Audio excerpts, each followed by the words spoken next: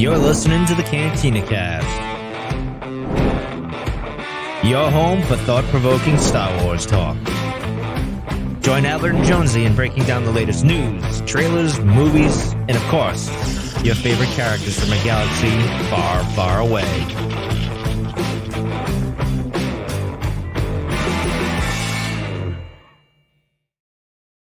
Hello, everyone, and welcome to the Cantina Cast. My name is Albert Padilla, and this is episode 382, Goodbye, Kamino.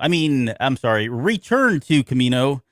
Too soon? Maybe it is. I apologize for that. But we've got a lot to talk about tonight, given that this is now, I'm going to call it part 2 of 3, although the finale was technically listed as 2, parts, part 1 and part 2. Part 1 of the finale, part 2 of this arc that we're going into. And a lot of feelings, a lot of emotions, and a lot of surprises, I think, for a number of folks, myself included, as well as the guy that's with me here every week, Mr. Jonesy. Jonesy, welcome to the show. How are you? Doing well, man. How about yourself? I'm good. I am doing excellent. There's a lot to unpack. We've got stuff in the news, and I'm probably excited I swear I'm not doing this on purpose. I'm excited to talk about the Patreon stuff because we tabled some really good conversations for that. That I think our folks are going to really, really enjoy. I know at least I'm going to enjoy because it's a lot of tinfoil hat theories. So how about you? Yeah, there's so many things we could have picked this week. I texted you a couple of days ago. I was like, man, how are we going to pick what to do for Patreon this week? Because there's so many different angles we could go and so many different questions we had in Discord and everything else. So I'm pretty happy with where we landed. I think it was kind of the obvious choice of what we had to do. Yeah, I would. We'll quit teasing it here in a minute.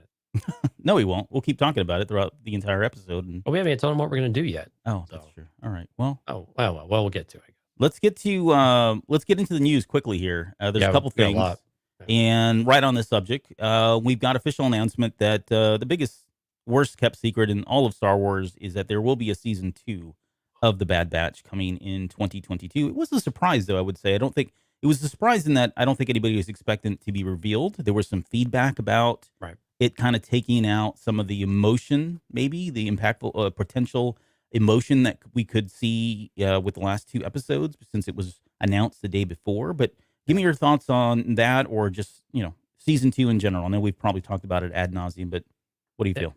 No, I think you're right. It does completely shift what we would speculate for the last 2 episodes and going into this last one. And then definitely this, the finale here, the actual finale. And I think it really leaves a lot of things open as to what we could speculate tonight, and then where that might lead here in 2022. This isn't going to come out, and they didn't give us any kind of announcement on 2022. But I think that's going to be the curious part. And I'm with people. I think it does take a little bit away from it because now we know that not everybody was going to die or anything like that. We've been on kind of a death watch, so to speak, for the last few weeks here. But I do agree that it does take out some of that drama that we would probably otherwise prefer to see. And I don't know that it's going to take away from any of the story, though, or it's going to degrade any of it, but I can understand where people would be at least they would like that ambiguity going into the last episode. And then whenever it finally comes out and however it ends, you have the whole, kind of like Loki did this, right? At the very end of it, it's like, Loki will be back for season 2. Yeah. That would have been a great way to do it. Just slap it on the end and have it ready to go for this coming up Friday. And it would have been a great way to finish off the season, I think. Yeah, I can see both sides, honestly. I do. Did it ruin it for me? I guess no. I don't think anybody's saying it ruined it, but I do see where it kind of feels like, okay, at least somebody's getting through this, and we're not going to have, a Rogue One kind of scenario where everybody just dies in a, cataclysm kind of thing. So from that perspective, I certainly get it. Does it really change a lot of things? I don't know. In a way, it certainly opens up, like you said, it opens up a lot of possibilities, right? And there's a lot of things now that we can further speculate going into it. So to that, I would say it's probably, I guess I can just see both sides of it. But let's move on because we're going to be talking about a lot of Bad Batch tonight. But Justina Ireland's Out of the Shadows is debuted. I think it's in the New York Times bestseller officially now it came in at number 2. Yeah, is that right? Debuted at number 2 on the New York Times Young Adult Novel Bestseller list, which makes all of the High Republic 6 for 6 on debuting in their respective bestseller lists. So that's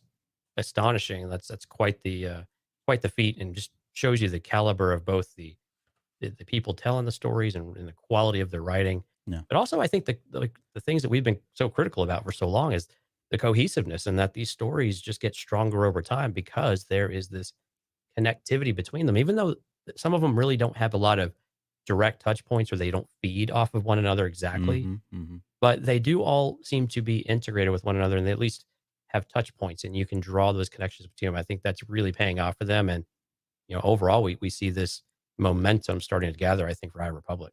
Yeah, I would agree. And I think I'm going to call them the naysayers. I know we've got people that they're still in our circles that are kind of like, this is a joke, or Sure. it's not taking off, that sort of thing. That's going to happen. I get it.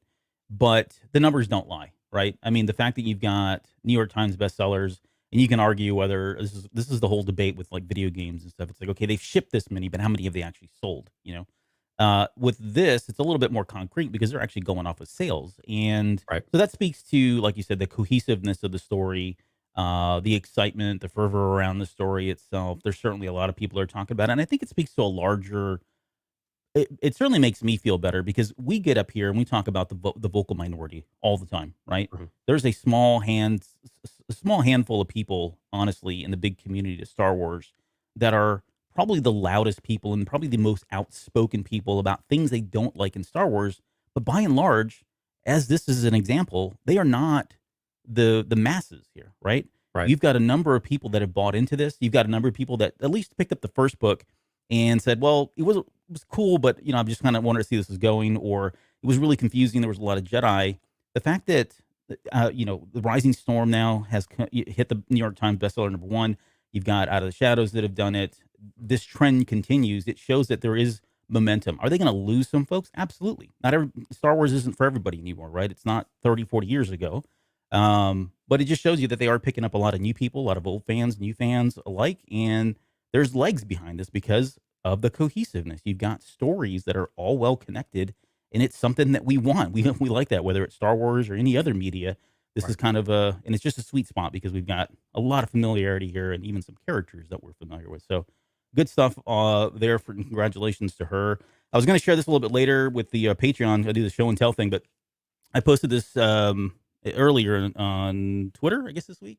Mhm. And if you can see it right there. So that's the signed copy that I got from Justina Ireland. She signed it in purple, which that has to be Rose lightsaber. There can't be any other reason because I know that's your favorite character, and I think it's her creation, as a matter of fact. So Cool. pretty cool stuff. All right, all right. You can take the next topic. All right. Yeah. The one that got a lot of people up in arms a bit this week is the Star Wars Galactic Star Cruiser pricing was announced out at Disney World. This is the quote unquote Star Wars hotel that we've all been anxiously anticipating what the bomb of a price tag this was going to have, and we finally got it, and it did not disappoint with exactly what it's going to cost. But before we get into this just too much, this isn't a surprise for the pricing. This has Right. been rumored. There was $1,000 per person per night price point that has been out there for the better part of a year. Now, it was a lot of speculation and whatnot. So some of it is not necessarily a surprising. But when you get it confirmed for the standard room, there is a bit of sticker shock. So it's a 2-day, 2-night experience, right? And for 2 guests per cabin, standard room only, and there's 3 tiers, and this is the basic.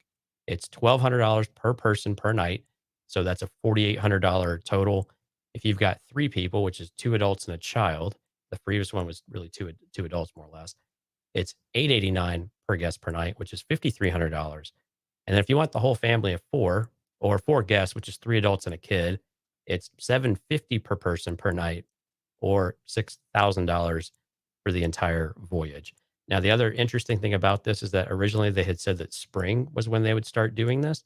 At the bottom of the pricing, it says that the departure dates for the voyages are on most weeknights from August 20th to September 17th, 2022, which I don't know if you were aware of this. That's not really spring anymore, Albert. That's that's late summer for the Yeah. most part, depending on which part of the world you're in. So it's definitely a sticker shock. They did go through, we won't do it here, but they did go through all of the things that you get and what all the experiences look like. They've actually released a tentative schedule of what you can experience. It is jam packed. And like we had talked about, the last year or more, is that going to Galaxy's Edge or going to Disney World is not this experience. This experience is very much in the hotel. You will do an excursion. Think of it like a cruise, because it's exactly what this is. It's Mhm. like a land cruise. You'll do an excursion out to Batu, Galaxy's Edge, the theme park, but you're not going to do all the things out there. You're not going to spend all afternoon or all day out there like you normally would if you went to Disney World. So, granted, a lot of people are going to make this into a week-long trip so they can kind of make the most of it, but it has made Disney World and Star Wars that much more expensive to really get to everyone. And I know you had a lot to say about how disappointing that is, for your family, of how that's going to be just really difficult for y'all to do anytime soon. I think there's a lot of people in the same group as you and Yeah, me and yeah, a lot yeah. of our listeners. Yeah. Yeah, and it's not like I'm not sour about it. I mean, I knew it was gonna be expensive. It's I mean, disappointing though. Yeah. it's disappointing because yeah, right. I mean, and people say, "Well, just save up." Well, if you have a family and Yeah. you're saving up money, you're likely saving up $6,000 for repairs on a car, or you're saving up on a new car, or college tuition, or all these other things, right? And the only comment I made is there.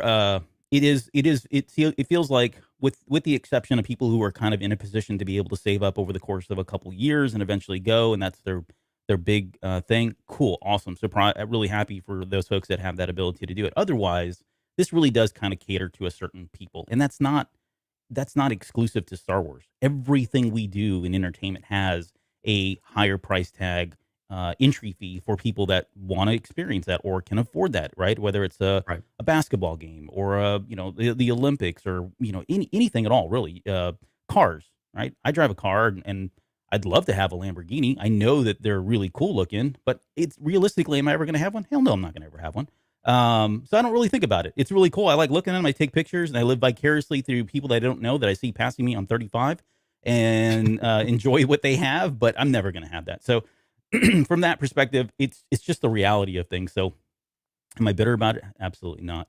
Will I likely save up for it? Man, it'll be a very long time before I can save up for something like this to kind of bring everybody. But I mean, again, though, perspective wise, you do get a lot of stuff here. I mean, the lightsaber alone, sure, I'd pay $4,000 for that lightsaber, and then the rest of it is just kind of a bonus. So that's the way I would look at it. But excited, man. I can't wait to see the pictures and learn more about the experience. And, hopefully over time, with all things prices, they figure out ways of, getting better and making pricing affordable. Maybe they come up with some flexible plan type thing or whatever. All that still hasn't been announced. And, I'm purely speculating on whether or not that's going to be the case. But I think in my heart, Disney would love to have everybody there, because that just equates to more money. How they get there, I don't know. Do they offer lower tiers and all that? But out of the gate, this is what we got. This is what we have. And I'm looking forward to seeing more about it. So Yeah, there's a lot of hope that this is a kind of a feeler pricing to see what kind of interest they get. I think the thing to remember is that there's only 100 rooms, yeah, right. 100 total for the whole property, Yeah. right? So it's not like it's going to take much to be filled at capacity, and they just have to keep this going year round. So are you going to have fluctuations in price depending on time of year? That's entirely possible, just like you do with a cruise ship. I think it might be a little while before we get this, because there's going to be this initial excitement. And like we're seeing with the economy, there's some pent up, buying power and spending wants and needs that people want to go out and do things. And this initial interest and flourish might curtail any price decreases for quite a while. Yeah. But there we go. That's Disney for you folks. You have now been caught up. Yep. All right. What do we got? We got question of the week. You want to get to that? Yeah, question of the week. So we put this out every Thursday, of course, on social media. And this week the question was, how did Gregor contact Rex? And we had several responses. So we appreciate everyone reaching out. Call me. Yeah, hit the digits. Michael Letter over on Facebook. So he utilized his mad skills and quirky giggle. That was actually my favorite comment of the week. Paul Moore, probably how his cover was blown. He had his comps picked up. Paul Heberlin says, or apologies if I'm not pronouncing your name correctly. He's got Verizon. These are all on Facebook. Gary Smith, when he escaped the mountain stronghold before the Bad Batch arrived. And over on Instagram, GS Clapp said maybe they kept in contact and Rex knew where they were sending him. So do you have any rough speculation? First of all, thank you everyone who came out, but any speculation as to how he kept up with Rex or got in touch with Rex in this scenario? If you could do that in 30 seconds or less, Albert. No. Okay. Yeah. Next. How about you? No, probably not. I mean, all right. Well, That went over like a lead balloon. No, I don't. It's important, but that it's one of those things where like you and I are going to sweat the details. I know there are a lot of people. It's fun to speculate and talk about it, but unless there's something behind it, it probably really doesn't matter in the grand scheme of things. But I do want to know because like he Right. I mean, at some point they probably had contact, and that had to have been pretty risky for Rex if he initiated the contact, or did he find out that he was out there and Gregor contacted him? I just don't know. There's a whole story there, right? And whether or not we get it would be awesome if we did. Very likely that we won't at this point, or it might be, later on season. Let's just call it season 2, where they're talking. Maybe that's part of, not to speculate, but maybe that's where they're going. Is they're going through and trying to gather up rescue all of these, lost clones that are out there. Oh, that's a cool name, the lost clones. But maybe through that we get some wind about, how he is. It's probably somebody on the inside. They've probably got people already planted, on the Empire side, people that are loyal or saw what was happening and said, hey, I don't really want to get out here. I'm in danger, or I can take advantage of this somehow and reach out to somebody like these freedom fighters or whatever. I mean, there's a lot of ways this could go. I don't know if that was 30 seconds or not, but. Right. Good enough. So again, if you want to come out in the conversation, eagerlymedia.com/Discord. Again, we put out the question of the week I think it's every Wednesday. I said Thursday. It's every Wednesday. The memes is on Thursday. So every Wednesday we've got this out there. So we've got another one coming out this week for this week's episode. Mm-hmm. So be on the lookout for that and tell us your thoughts and we'll get you on air. Another quick shout out for the week. Steve Collink sent us a picture of a clone trooper helmet in the fabrication lab at NASA when he was down here in Houston. So thanks for sending that in to us, Steve. And it's really cool to see Star Wars out in the wild at just a place of business or even a place like NASA, which isn't necessarily surprising given that it's like nerd geek heaven type of thing. But at the same time, seeing it out, with a bunch of helmets and just sitting there with the rest of them, like it was just no big deal, is pretty awesome. And it was a Phase 1 trooper helmet, by the way, if anybody was curious. Yeah, that's now important. Actually, super important. It is. There's so many different varieties of it. So again, thanks, Steve. We really appreciate it. If you see stuff that's out in the open and is really cool, send us a screenshot or send us a picture, and we'd love to take a look at it and share it with everyone else. And then finally, Albert, before we get on to the main show, just a reminder: August 20th, we've got Star Wars Trivia Night out at Elder Brewing Company in Joliet, Illinois. If you want the details, I'm going to be hosting that. It's going to be a lot of fun. There's a couple of bands that later that night. It's a lot of fun. Go out to eagerlymedia.com/Star Wars Trivia and just shoot a little invite there or fill out the form.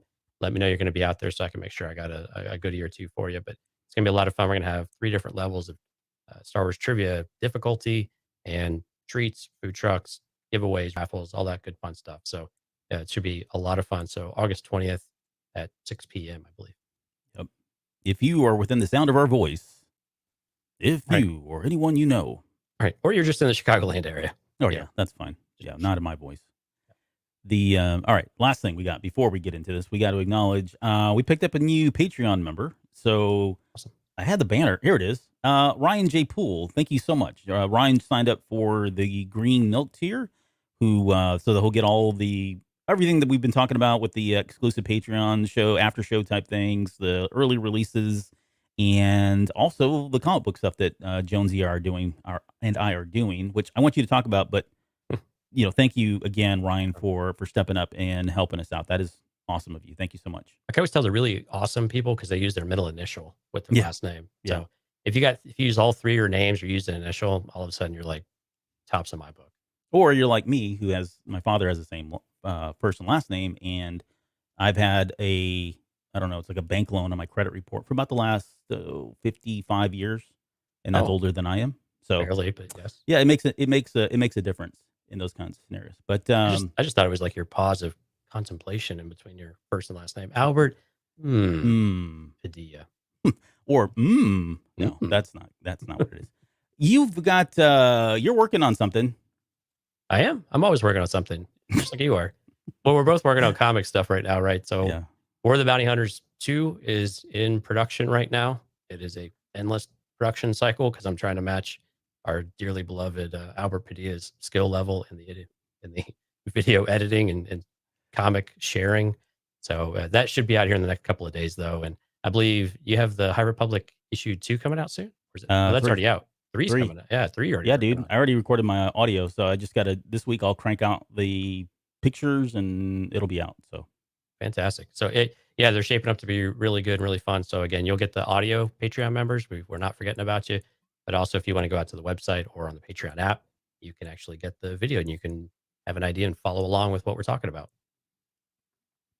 all right, That's it. All right, let's get to it. and with that, we will segue now into our main show, which is Goodbye Kamino. Return to Kamino. Imperial shuttle hyperspace. There was We set the scene. this. Yeah, thank you.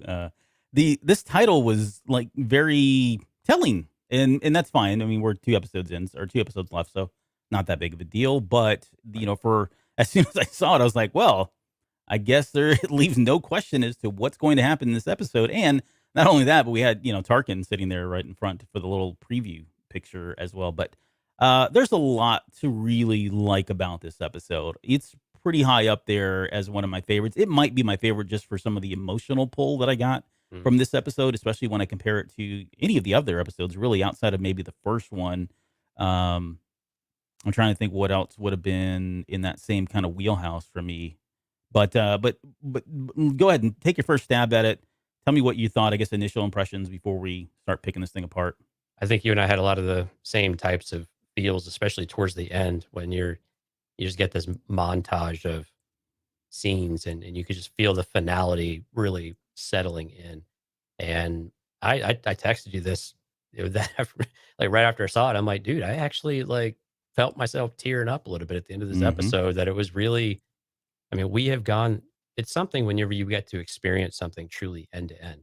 And we have seen everything from the beginning of Kamino to where we're at now with Kamino. And there's something about being able to see the whole picture of it and know that you might get little things here and there, but really no, there's nothing more to have.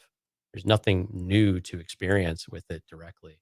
And that was very much an emotional thing. And there was a lot of really cool tidbits throughout this episode of, the origins of Clone Force 99 and Omega's interaction with that. And, just the ability of how they would get into it. And some of the things you and I had speculated were oddly pretty correct. Well, how would they sneak onto Kamino? Okay, well, there is a secret entrance type of thing, right?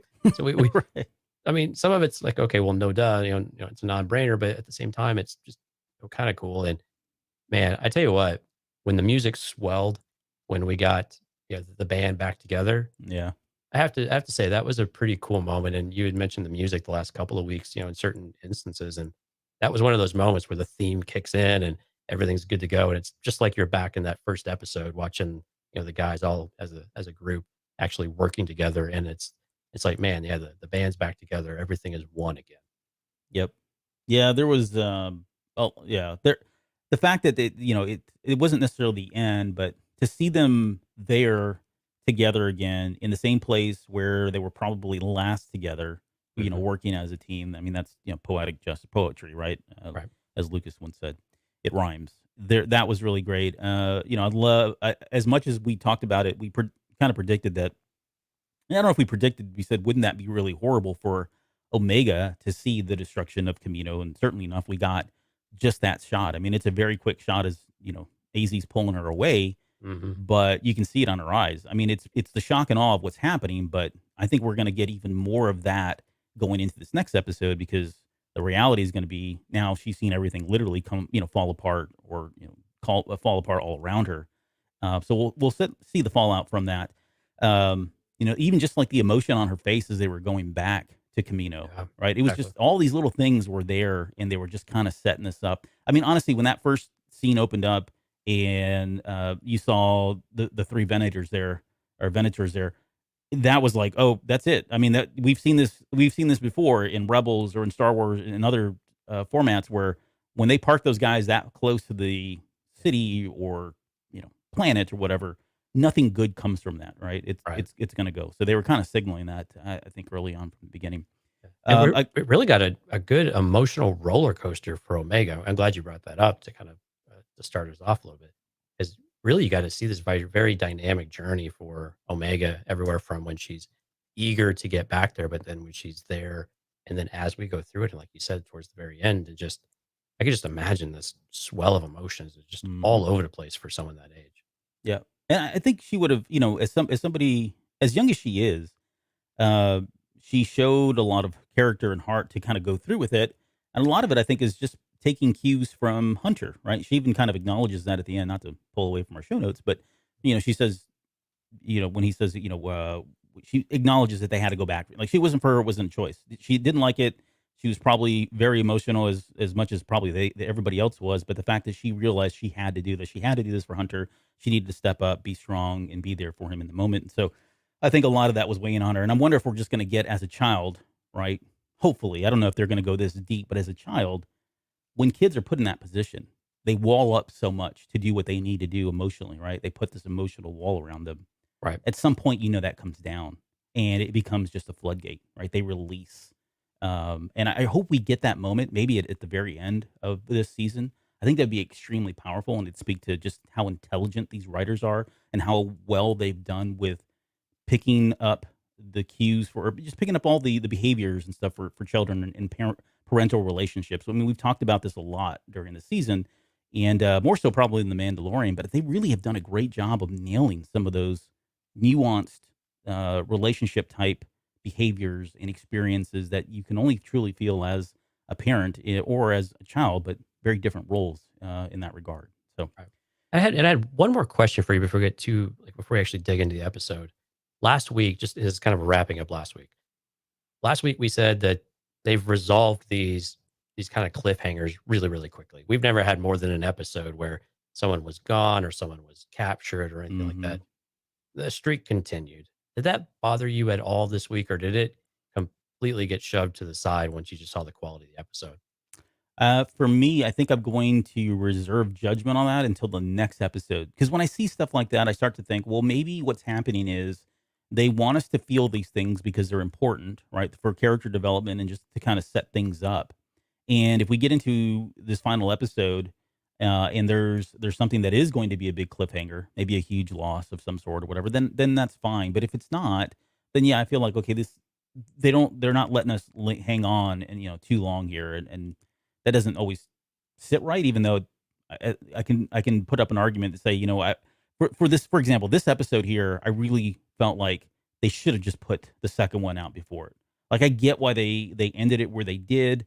I think it was a smart choice that if they were going to end it anywhere, that's probably the logical choice. But it just felt too climactic and too made a lot of us feel too emotionally charged and attached to make us wait for an entire week before we speak to it. So I think there's it's a balance and everybody's different. But yeah, I think I'm going to reserve judgment just to see how this thing goes by the end.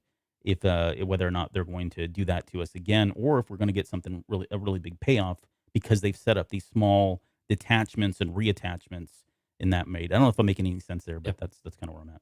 All right. No, and Chef Chris in the chat has another good question here. Is the next episode longer, or do we not know? And I think this is where I hate to be the one to tamper down expectations seemingly all the time, but I really had zero expectations any of these episodes would be any longer than what we got. And we keep getting the same.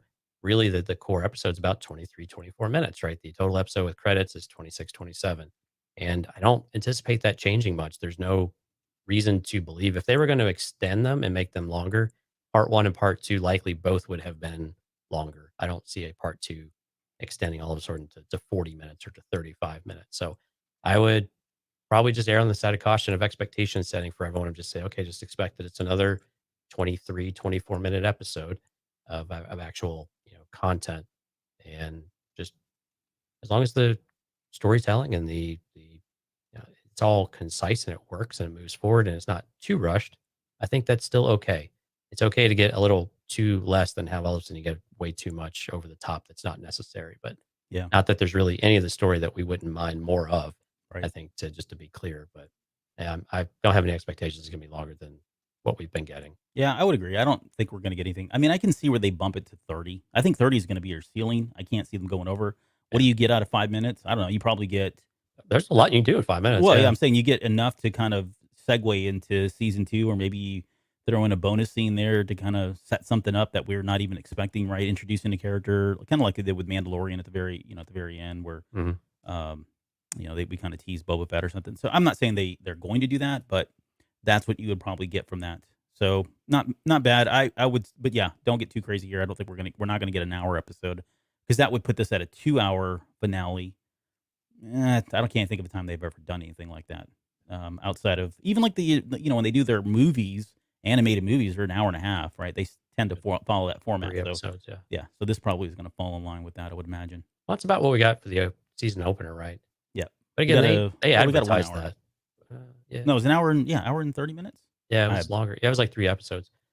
Something like that, 3 or 4. But yeah, I think that's something they would probably advertise, or we would have had leaked by now, I think. All right. Well, this one opens up with a very quick scene. We didn't need a lot. It was just to kind of, hey, in case you forgot, here's where we left you.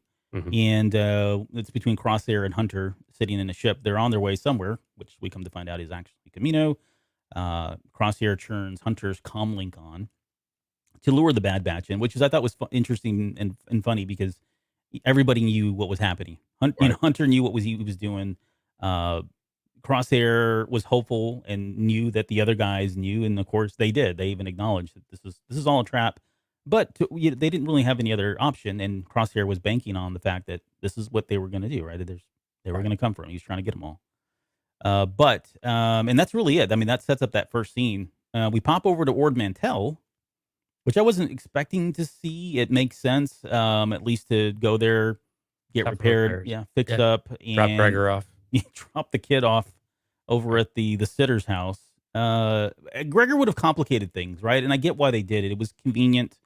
I think I saw some folks saying, "Hey, why wouldn't they have taken Gregor as an extra person? He's a reg, and this is a very personal mission. Like I said, I think it would have pulled from the impact and the weight of these guys going back for their own, which is really what this whole story is about at the end of the day, at least from Crosshair's perspective.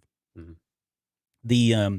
But Omega, she had this like air of impatience about her, and it was very reminiscent for me of like Luke, right, where he's always wanting to go, and Echo's kind of like, hey, calm down, we got to do this right, we're going to do it, we got to get well first and get everything back on. Well, and Anakin on the gunship and Attack of the Clones when Padme goes overboard was very reminiscent of that. No, yeah, right.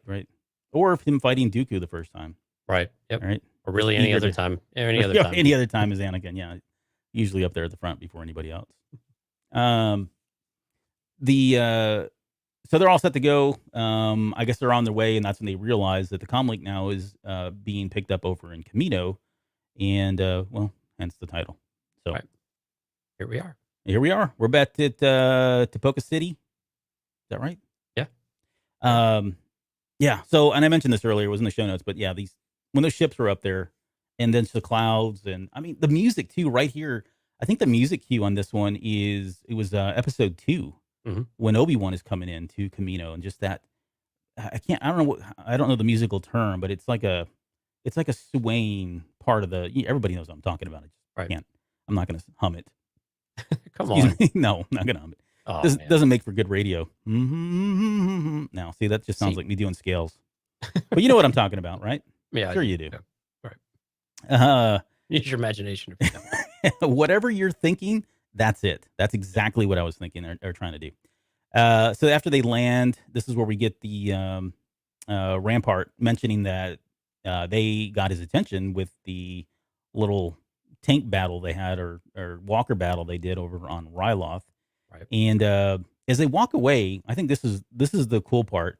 We get a sense that Rampart, although he seems to be this whole season really seems like he's had Crosshair's back, he's still skeptical that this is really going to go through. And I don't know if that's his distrust in Crosshair exactly, or are there other clone troopers that are bucking up against the system, or the chip's no longer effective and they're having to tend to that, and they realize that he realizes the potential does exist with him, or does he just feel like that bond is so close that even as much as Crosshair has gone through, and all the way to the point of being scarred permanently because of those guys, there's still that option out there, or the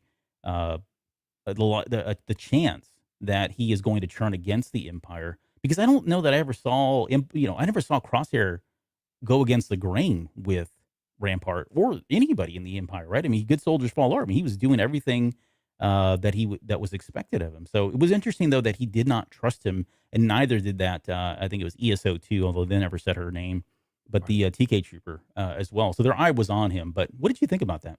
Well, and Rampart's always been very clear that he's not, and he says it in this episode later on too. He's not impressed with the clones Mm, for whatever reason. They just don't earn they haven't earned his respect. He doesn't view them as anything really all that special. And which is odd. Sorry, but which is yeah, odd though because it's isn't War Mantle is his project, right? And right.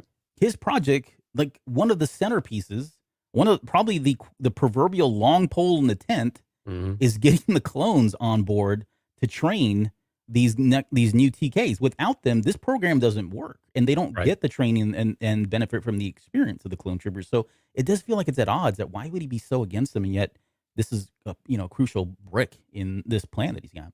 I think some of that is because it's a like you said, it's a necessity. He doesn't have another option at this point. Mm, And so he knows that there's some amount of value, but he thinks that they're all just a tick away from going off the deep end or having some other effect that's completely detrimental to the empire and that they're just not trustworthy. And he would rather put his, all of his credits in, another boot.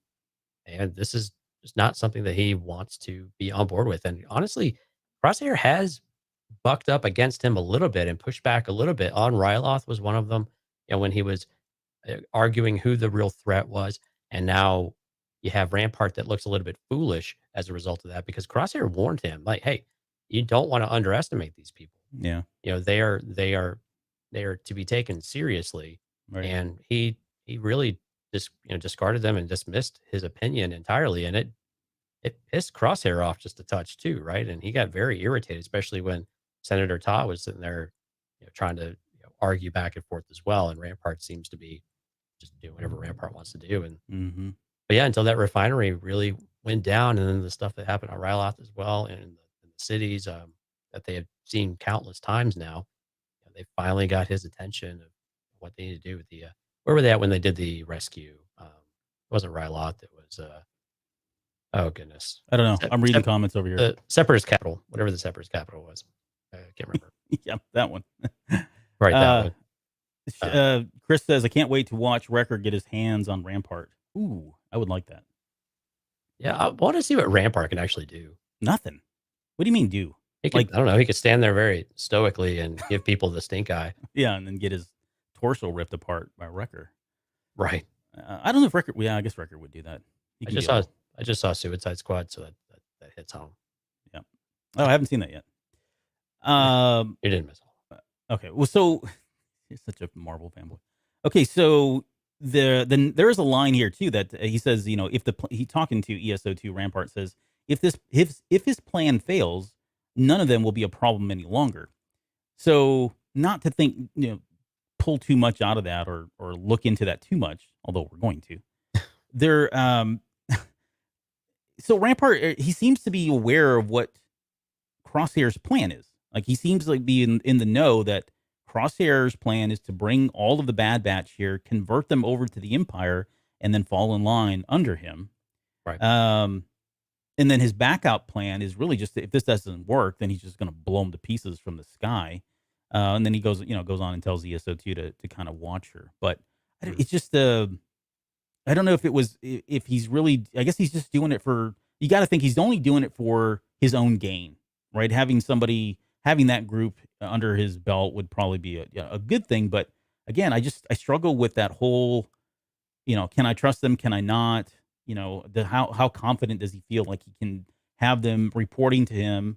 Maybe he's got an out, or maybe he feels like once they do come back over, they're going to put them all put chips back in them, or put them in machines again, or something. Because I mean, at this point, I don't think he's aware that their chips have been removed. So Right. And I think it's this continued, really, like lack of a better word, discrimination against clones in general, and that they are really second class people. And I mean, I don't want to make too many correlations like that, but I mean, ESO2's comments are very much like that because if you look at everything else they've done, as far as following orders and doing what's in the best interest of the Empire, Crosshair has done it to a T.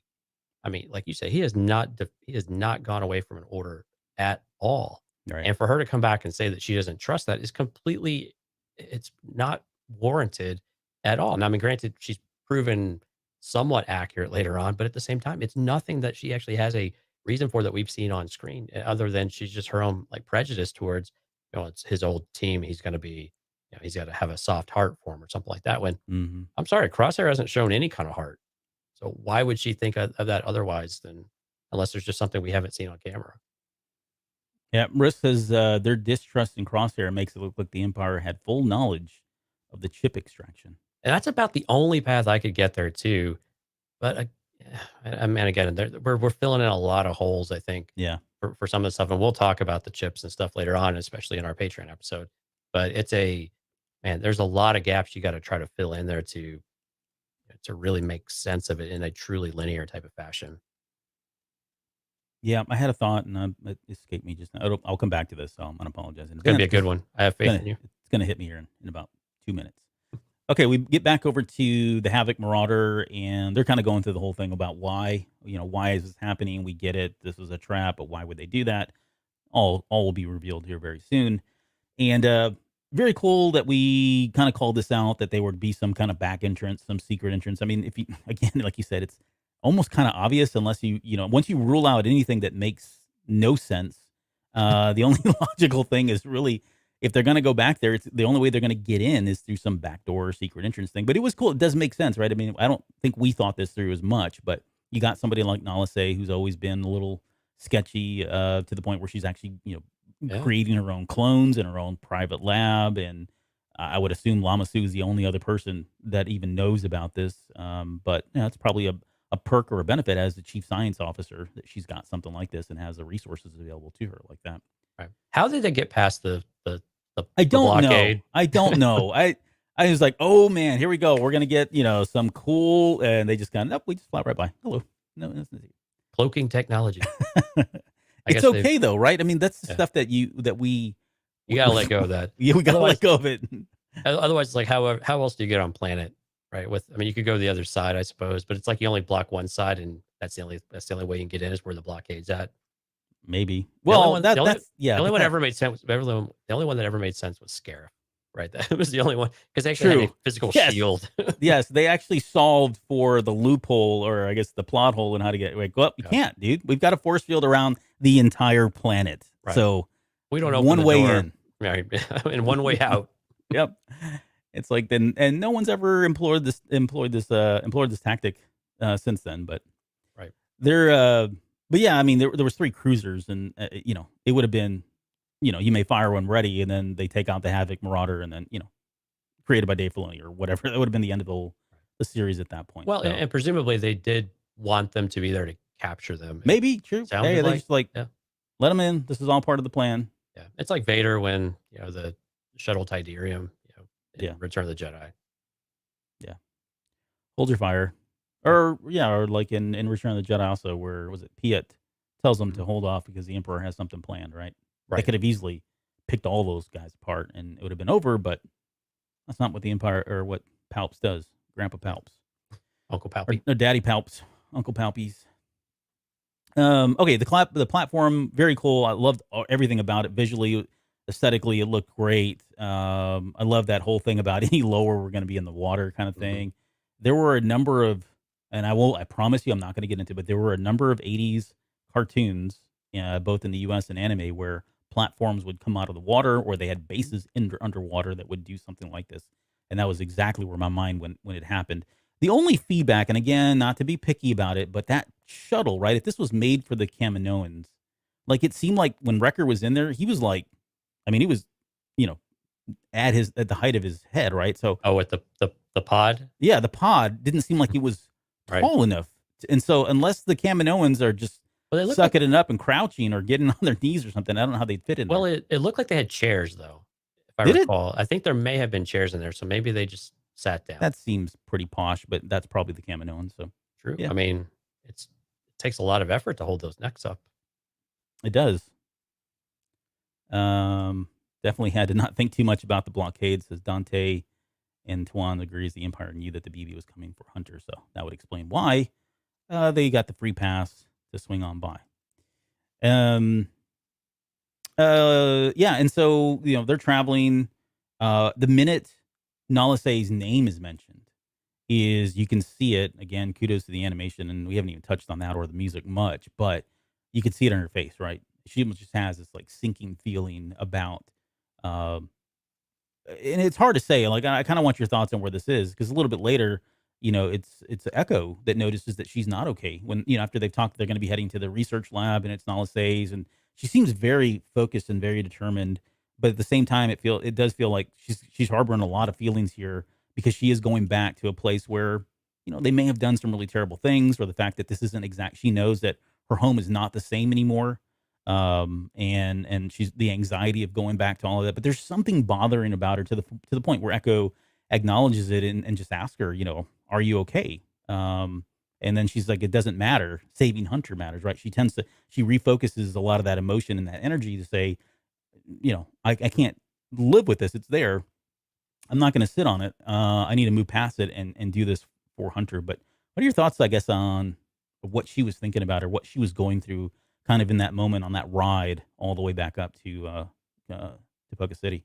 I mentioned the emotional roller coaster earlier with the anxiety of wanting to get out there and help them, and they weren't able to repair the ship fast enough, and they should move, move, move.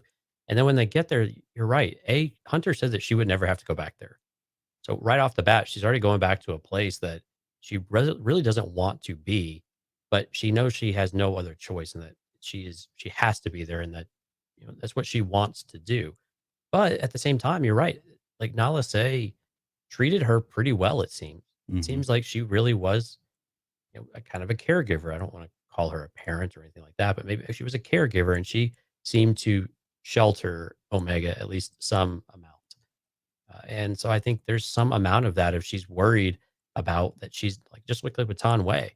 Tan Wei wasn't necessarily a bad, Kaminoan, Kaminoan, whatever. Yeah. But she still cares about about people and beings, and to where she doesn't want them to be harmed. And Nala Say is just kind of doing what she does. That's just who they are.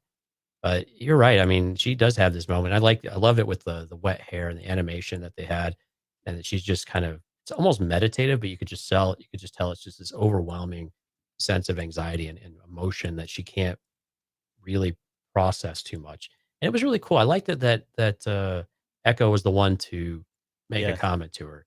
Yep. And we finally get a little bit of Echo starting to come out, of that more human side of Echo, if you will, which I think is long overdue. And we're finally getting more of this in the last couple of episodes. We get a little here and there throughout the season, but really just these last few episodes, we've started to get more of that. Yeah, Uh, we've gotten more out of Echo in the last few episodes than we honestly have. If we're being real with ourselves, and we have the whole season, right? oh, absolutely. Yeah.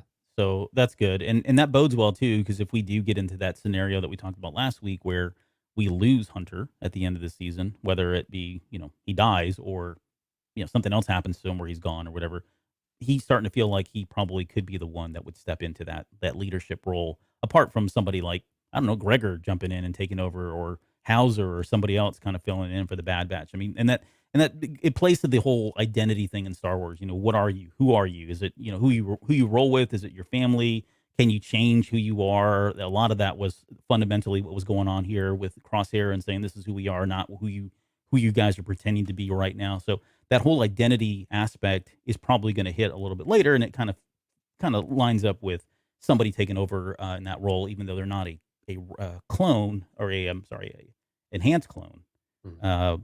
Why can't they? Why can't a reg be the leader of Clone Force 99? What does that even mean at this point? Well, and I thought about you when we were watching it, because later on in the episode when they're going down the corridors, who's in the lead? It Yep. was Echo. It was Echo. He was Echo was calling the the one. hand signs, telling them to move, stop. Yep. Yeah, which is pretty impressive, given he's only got one hand. So I mean, it's really sorry, that was a uh, cheap shot. he's got two. One's just not One's cheap. organic, right? Right. One's a Phillips, Craftsman. The Okay. DeWalt, yeah. But again, it's good to see Echo stepping into this somewhat of a leadership role, though. I'm gonna quickly. Carlos has not been here with us before, but he says, shout out to Star Wars fans from Wichita Vice. I guess that's a city. Hope we can collaborate our shows. Thank you, man. Thanks for being here. Where's Wichita Vice? If you're still here, put that in there. I'm kind of interested, or somebody can Google it if they want. Okay.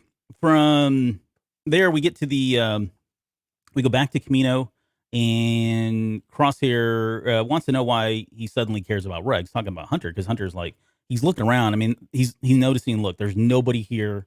It's just TKs. And I think what he's trying to do is start trying to get Crosshair to kind of wake up here, even though he doesn't know what's going on, right? In his mind, he's trying to paint the picture. Look, man, there's nobody else here. This looks like an evacuation. This doesn't look well. Look what's happening all around you. And this continues to play out throughout the rest of the episode. But it is interesting because it does signal that Hunter's views have changed, right? If you think back to those episodes where we were back in like the mess hall, and the clones were the clones themselves, the regs were constantly picking fights with the Bad Batch, and they didn't like them and that sort of thing. This is where Crosshair is coming from. Suddenly he cares about these guys when they were making fun of them and they were the inferiors, right? And this comes up a little bit later. He wants to know why these guys are suddenly so important. I think if you think about the journey that Hunter has been on and what he's seen and been through the last 14 episodes, it speaks to a lot of that. And Crosshair hasn't been privileged to any of that. So, Right. but I'm sure it is confusing to him at the same time. Well, let's think about the regs too. I mean, the regs are the ones like Cut and like Rex and like Hauser, and they're the ones who are showing more of the backbone and the leadership and the willing to strike against the system. Where Clone Force 99 and Crosshair are doing their best to just kind of survive. These other guys are either striking on their own, trying to forge a life, or they are trying to resist and fight back. And Hunter's perspective on a reg has completely shifted and completely changed, and I think Rex might be an exception, but what they saw with Hauser in particular and maybe a little bit with Gregor, although it wasn't a lot, but I think Hauser in particular and Cut had a really profound impact on Hunter in particular. And I want to think the rest of the guys too. I think Wrecker is probably that kind of next one in line where he's really had that more of that growth as to who does he perceive as an ally or someone that he respects more. And just because they are super individuals doesn't mean that they are necessarily superior to everything. Sure. And we're going to get a little monologue from Crosshair about that very thing later on. Yep. All right. So Crosshair gets wind that the Bad Batch are en route. This is exactly what he wanted. And this is where he cuts him pretty hard with a really great line. And it kind of, again, this is the foundation of where this episode is going. And one of the things, we're going to dig into this a lot during the Patreon exclusive show. But, he says they don't leave their own behind most of the time. He gives it that dramatic pause to really stick it in the gut of Hunter to let him know that, okay, in his mind, it's not even really about it. This is what we're going to get into, but it's not really even so much about the Empire at this point. This is very personal. This is now who he thinks he is because he feels betrayed or he feels replaced. I think of the episode, The Replacements, right? Yeah. That now has a new meaning to me, by the way, Yeah. after seeing this episode, right? We talked about the replacements of the clones coming in, Omega taking over a little bit, but we didn't really touch on that. And we're starting to see that that's actually a lot. There was a lot more going on there than we initially thought. Right. We got our really first taste of that something very different is going on with Crosshair than what we thought. Because everything we had been given, it seemed personal, but it seemed more like a Vendetta. He had to, Revenge. right. He had to accomplish this. He wasn't going to be spurred by it, and it was his mission to do it. And you're right. Now, all of a sudden, it seems like it's extremely personal, and that is the only thing fueling him, which really started to really signify a really significant shift from really the entire season. It was a bit of a disconnect for me on a certain level that it was all of a sudden that personal. But if you go back and you read between the lines, you can see where it's really not that much of a stretch for that would be the case. Yep. I was just taking a note on something because there's an episode that we did where we talked about this. What was the episode where we talked about soldiers? We brought in like real world discussion here about soldiers after they coming out of the military and trying to adjust to civilian life again or find purpose and all that. That's all going to be part of the Patreon episode, but I'm trying to remember what episode. It's probably Cut and Run. Was it? Okay. Or any of the other ones from? I want to say it was a couple years ago that we did, but it's not important. Well, I mean, it may have been Cut though, but yeah, there's probably a couple of different instances. Right. Around this. Yeah. And this is where Hunter says that they didn't have a choice. And what he means is, look, we were under attack by you. Yeah. Everybody was pinned down, and the only thing that we could do was really just to get away. He says we didn't have a choice, and that's when he fires back yet another one. The second dagger in his Ooh, this one hurt. yeah, and I did, right? Like he's asking him. I basically saying I didn't have a choice because of the chip in my head, right? That wasn't my fault. He's acknowledging exactly what Omega said to him when they were in the cell together. But it's such a twist on what she was trying Well, to. no, yeah, exactly. I mean, yeah, I mean, it shows you where he's at, though. I mean, with Yep. this, it just his mental state of he finally corrected this type of issue. We're gonna find out in a minute, but it's just so twisted. Everything with Crosshair just seems to be a bit twisted because of that one event when they had zero other choice in the matter. It wasn't like they could go and steal him. They would have loved to have stunned him and dragged him off and figured it out, without a doubt. But he's only choosing to look at it one way, and there's no other way that he'll even consider at this point. Yep. I just had another thought. But no, I'm taking notes on some of this stuff in real time here. But we'll save that for later. Okay. The Mandy's here. I just want to say hi. Mandy, this episode is epic. Found out Crosshair is just a jerk naturally. Yep. We confirmed that, certainly. Just popping in to say hi, guys. You are awesome. Thank you, ma'am. Thank you for stopping by. Okay, we get back to the secret lab of Nalase, and Wrecker makes that comment about, it doesn't look like anything, unusual. We've seen this before. He called it not special. But we learned from Omega, this is actually where, I wasn't expecting this, but this is where we learned that this is where the Clone Force 99 was created, in these tubes, these exact tubes, this exact room. And furthermore, she was there when it happened. So in my head, I'm like, oh, okay, yeah, no big deal. I've had this theory since like the first episode or whatever, that she was like the mom, or my theories and this, it did well for that theory, but it still can fall apart real quick. But if she was available, or if anybody's checking in, I've been saying that they were actually created from her DNA. And I can't remember where it was, if it was in Discord or on Twitter or somewhere else. There was a whole conversation about cloning versus gene splicing, or what do you call it? It's not gene splicing, but genetic manipulation. Yeah, it was another word, gene sequencing, right? And I think they're kind of using all of these terms interchangeably. Well, I can't even say that one, in Star Wars, which is fine because it's a dang cartoon, right? But I think there is a difference, and so because if it truly is a clone of a clone, then it's identical in every way, right? What they're probably doing more on a truly scientific level is genetic recompiling or DNA sequencing, and using DNA from somebody to create people that look very similar. So all that said, my theory is still out there. I'm still holding on to the mother or the older sister theory, but I love the fact that they were surprised as much as we were that she was definitely there when it all happened. And she doesn't expand upon that, but my guess is we're going to hear more about it later, like in the next episode or something. Right, and it begs the question, because Stephanie asked me like 5 times, well, how old are Clone Force 99 then? I mean, and I don't have an answer, because we get zero context as to how old Omega was, that she would be able to remember it, which it's possible that they have a better memory when they were little than maybe you or I would. Mm-hmm. Doesn't take much to have a better memory these days. But like how old? But well, either of us, man. Yeah. We're on the tail end here. But how old would they be, and how old would?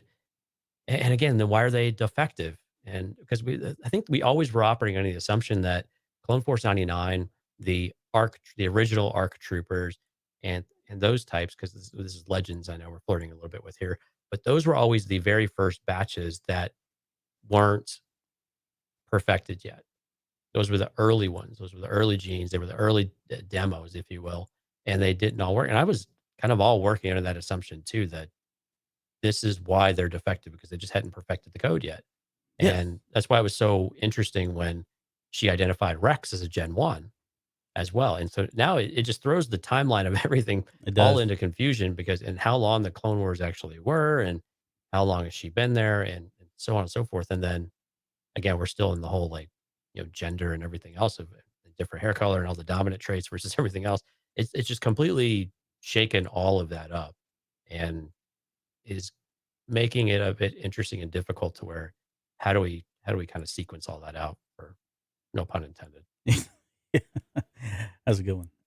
Yeah, no, it does change things for me. It does. It's kind of a game changer. And again, not to read too much into it because they could.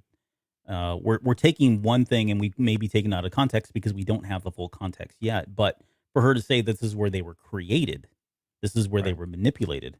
That's a Right. very different story than, hey, out of a million. I don't know, I'm making numbers up here, but out of a million clone troopers that we create, one of them is going to be defective. One of them is going to have these traits, and we can't figure out why, and all of that. And we're putting those guys, girls, whatever, to the side, and we are going to make that they're their own group, their own team, right? Mhm. That's very different than what we're seeing here. And this got me even on a whole. I mean, I was like wrapped up in tinfoil with this one, but I started thinking, well, wait a minute. So They're because not really they're not really defective.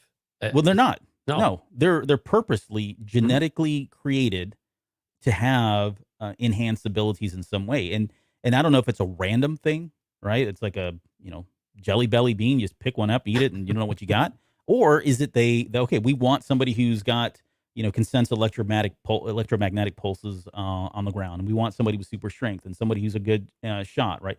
We don't understand that way that works. It's the thing that really got me in a rabbit hole of theory, speculation, and just crazy thought is we know that Crosshair is CT 9904 now, right? So that's 99, Clone Force 99. The O 04 designate which number he is. But what if we were to get what if Hunter was O 01 and Tech was O 02? Then we have O 04 for Crosshair and Wrecker is O 05. And we don't have an O 03, right? Or pick any number you want between Mhm. 1 and 10. How do we not know that there are other ones out there? And maybe they died, didn't make it, or whatever, or maybe they're still out there, to be found and all that. I mean, I think it sounds like Omega would know. She'd be pulling a Tech by not telling them. But I do Right. find it odd and suspicious that they've never announced the CT numbers for any of the clone troopers, or sorry, any of the Bad Batch, with the exception of Crosshair. And it wasn't just till recently that we got his number. So Right. I don't know. Tell me I'm crazy, but I think that would be very interesting. It would kind of put things into a tailspin for a lot of folks. It would make total sense that there would be others. I mean, if you're going to experiment on some, you're not necessarily going to wait years or for them to mature and to see if they've, you know, panned out the way you wanted. You likely, again, continue to evolve and continue to tweak that code and to do more with it. And yeah, why they wouldn't stop there. These were just the first few. Hmm. So there's got to be others out there, and it makes a lot of sense if there were. And maybe that's something that we'll end up seeing in the future. And it's entirely plausible, I think, at this point. There's enough questions now, or more questions, I think, than ever, that really a lot of things are back on the table that we may have discarded before. Yep. I mean, it's a Pandora's box for sure. Yeah. They opened it, and now it's like, good for them. I mean, I hope they don't pull like a, J.J. Abrams mystery box kind of thing or Right. whatever. I hope we do get some answers from it. It may take a while, and I think Filoni's done pretty good about giving us answers at some point with some of these things, because they do matter. I think if Omega wasn't in the picture, then I would say they would probably just pass over this and not give us any context. But the minute she said, "Oh, yeah, I was here," okay, well, now you got to explain that, right? You got to give us something more than she was just there. There's got, in my opinion, there's got to be more to it. So she either witnessed them being created, or if you follow the theory that they were created from her, then she knows they were created, in there because she was in there when they were extracting her DNA or doing whatever experiments they were doing to create purposely these clones for Clone Force 99.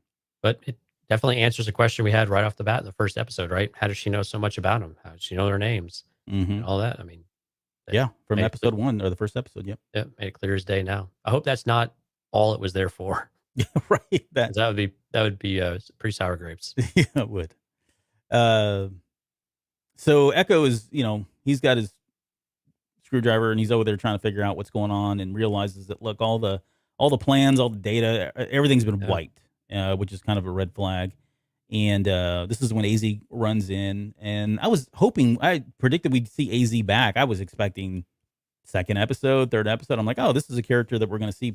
And yeah, no, it was episode 14, so or 15. So thank you for that long wait. But I think he's going to be a part of the Bad Batch going forward. Like it feels like unless he sacrifices himself, which I don't see him doing, he's going to be a new entry. So we'll have him and Gonki, which would be a great pairing to see those guys interacting. Yeah, hopefully AZ survived the end of this episode because it was looking pretty dire there.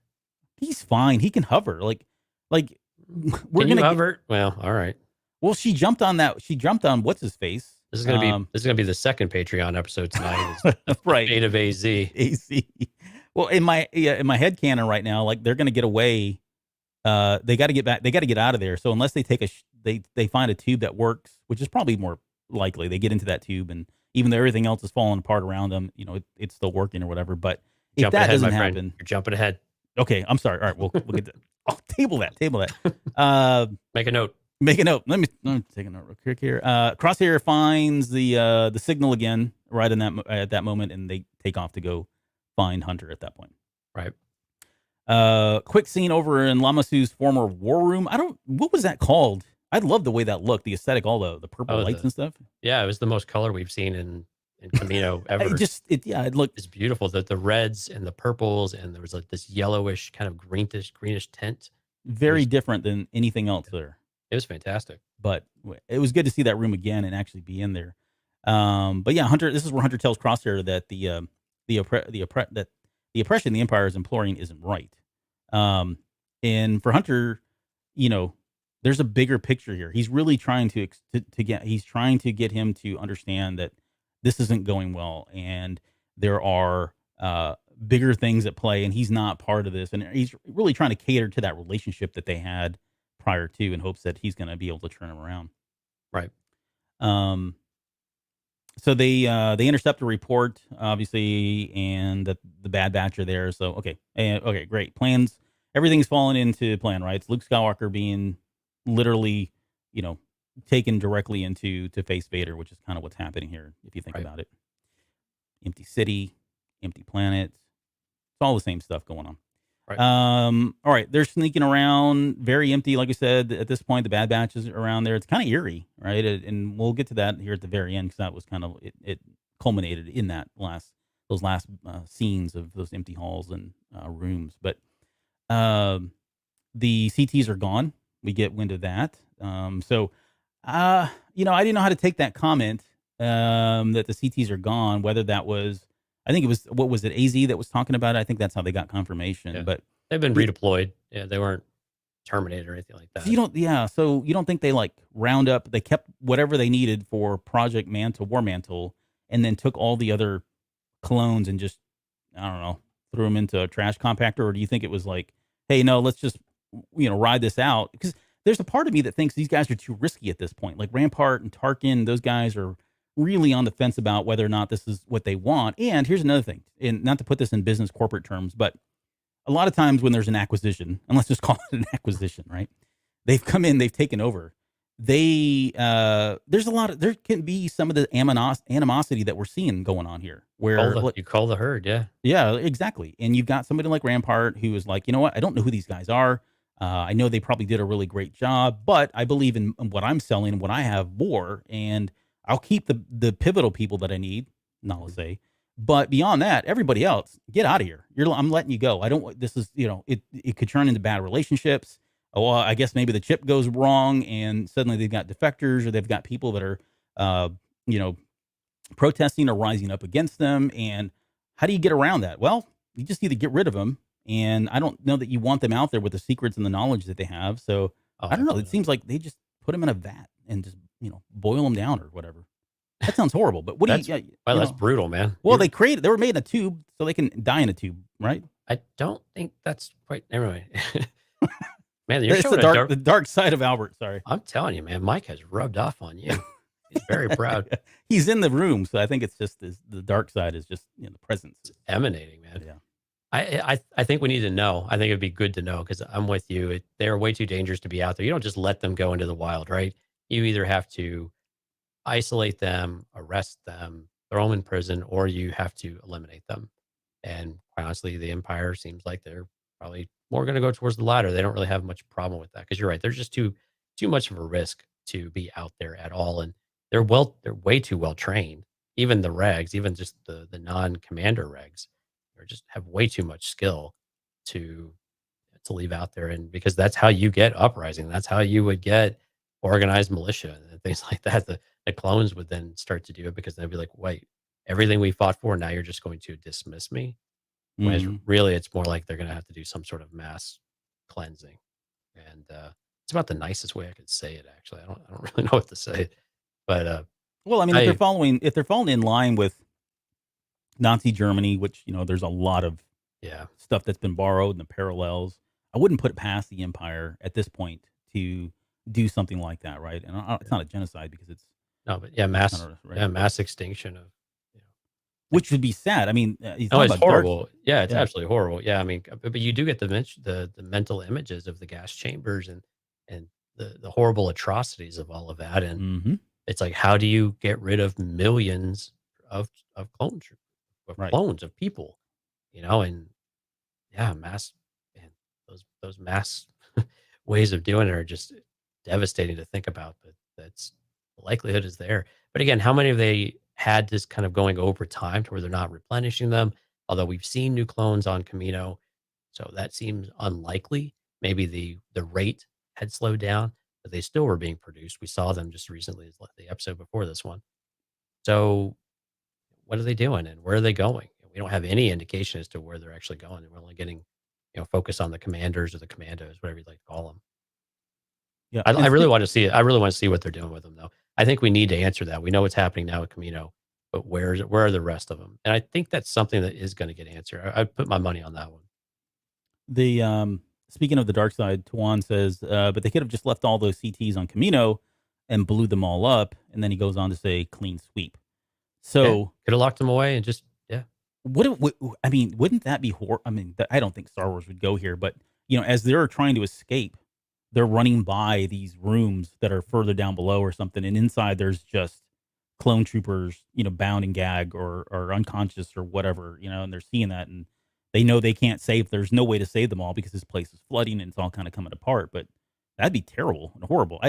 There's something about it that is intriguing. I'm not a sick person, but uh, I just wouldn't put past the Empire to do anything like that. So if it turns out to be true, then I'll just blame Tuan. So, okay, let's move on because we're coming up on some really good stuff here. But we get into the training room.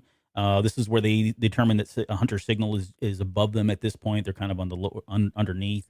And Tech is great ideas of how we're going to sneak up on them by doing the. when he said that, I was like, wait a minute, that's the dumbest thing. Like, if you've ever played a first person shooter, the worst thing you want to do is come up or be out in the open. When somebody's waiting for you, you're going to get sniped or get captured or whatever else. But Right. and I get what he was saying is like, oh, they're expecting us to come through the front door. We'll come through the bottom door. But either way, you're still out in the open. And yeah, it was a terrible plan to begin with. But it's Well, fine. we know Look who's past it. not going to be the leader of the Bad Batch. Right. Yeah. Look, dude, you're not in charge of anything tactical. Just You can fix fly the stuff. ship and fix stuff. Yeah, Yeah. Reboot computers. Reboot stuff when it needs to be rebooted. pretty good pilot. You could do that. Oh yeah, stuff. he's the better. He's probably the best pilot they got. Right. Format hard drives. Do whatever you got to do. Create light bombs. Yeah, create bombs. That's right. That's all your role is. So Omega stays behind, and yeah, I felt a little weird again because here we go again with you can't join us, but it makes sense. And Well, they're going to a training combat room. Yeah, and they know. And again, hey, she took out a droid later with her bow. She did. Yeah. But no, I'm with. I mean, I'm being. She unleashed holy hell on the team by accident too. Right. Yeah. Yeah, I don't know if it was worse or what was better, but I guess you could argue that what she did was better because it allowed them to come together once again, right? Yep, exactly. To have purpose. But yeah, I mean, but yeah, so the backup plan is, okay, look, if things go bad, we'll give you a signal and that you need to get out of here and go get to Rex. Tell Rex things have gone really bad and Right. get us out of here next time. So She's great at following orders. yeah, terrible. They come up to the middle and, oh, well, look at that. And it was kind of funny too. I mean, it was, I think it was Wrecker that said something about the plan not working. I forget what his exact line was, but you've got Crosshair and his little TK goons standing there waiting for him at that point. and I mentioned this earlier, but when they came up in that room, I can't help but think of, episode 1 of this season where we got to see them in that room. Right. And we got to see them deploy a lot of the same tactics they did. If you look at the combat sequence, they did a lot of the same stuff. So it's just them knowing how well they work with one another, and even from the little reflector things and all that. Mhm. That was all part of that first episode. He says, "Your weapons, you will not need them." Oh wait, no, that was Yoda. But he's some of that effect, right? He says, Right. "You're not going to need your weapons." They did.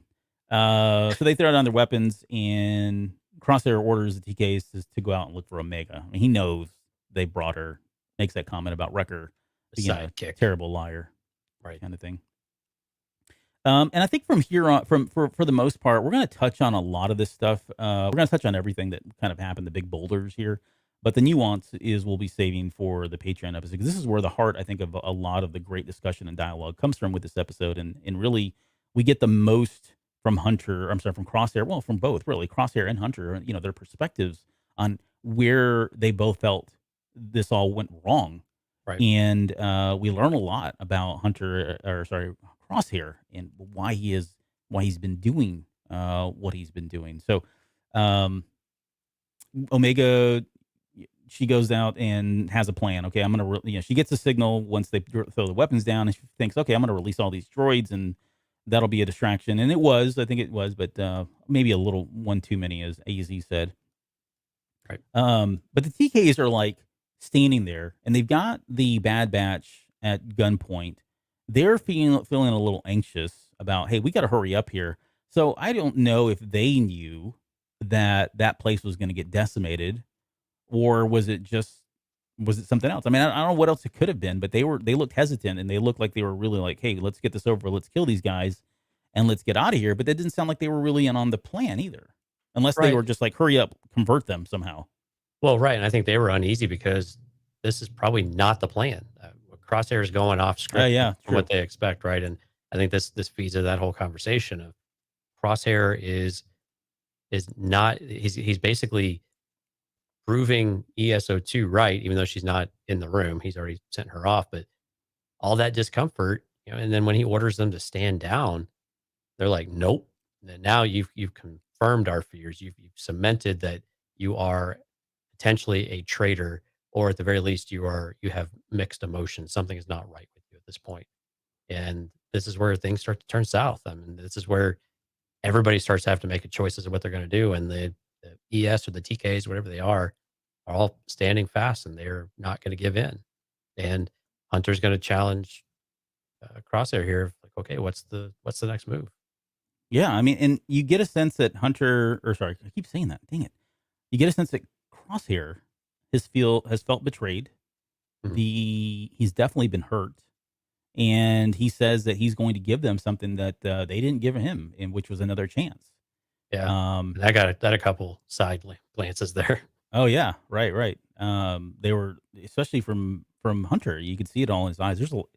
If you watch Hunter's eyes in this whole sequence, it's great. He's Mhm. really, you can see it. All of this stuff just kind of weighing in, and he's processing everything that Crosshair is saying. And I think eventually he comes to the conclusion of like, this has kind of been a big misunderstanding. Like, I thought you were, you obviously thought we were doing something that we're not, and vice versa.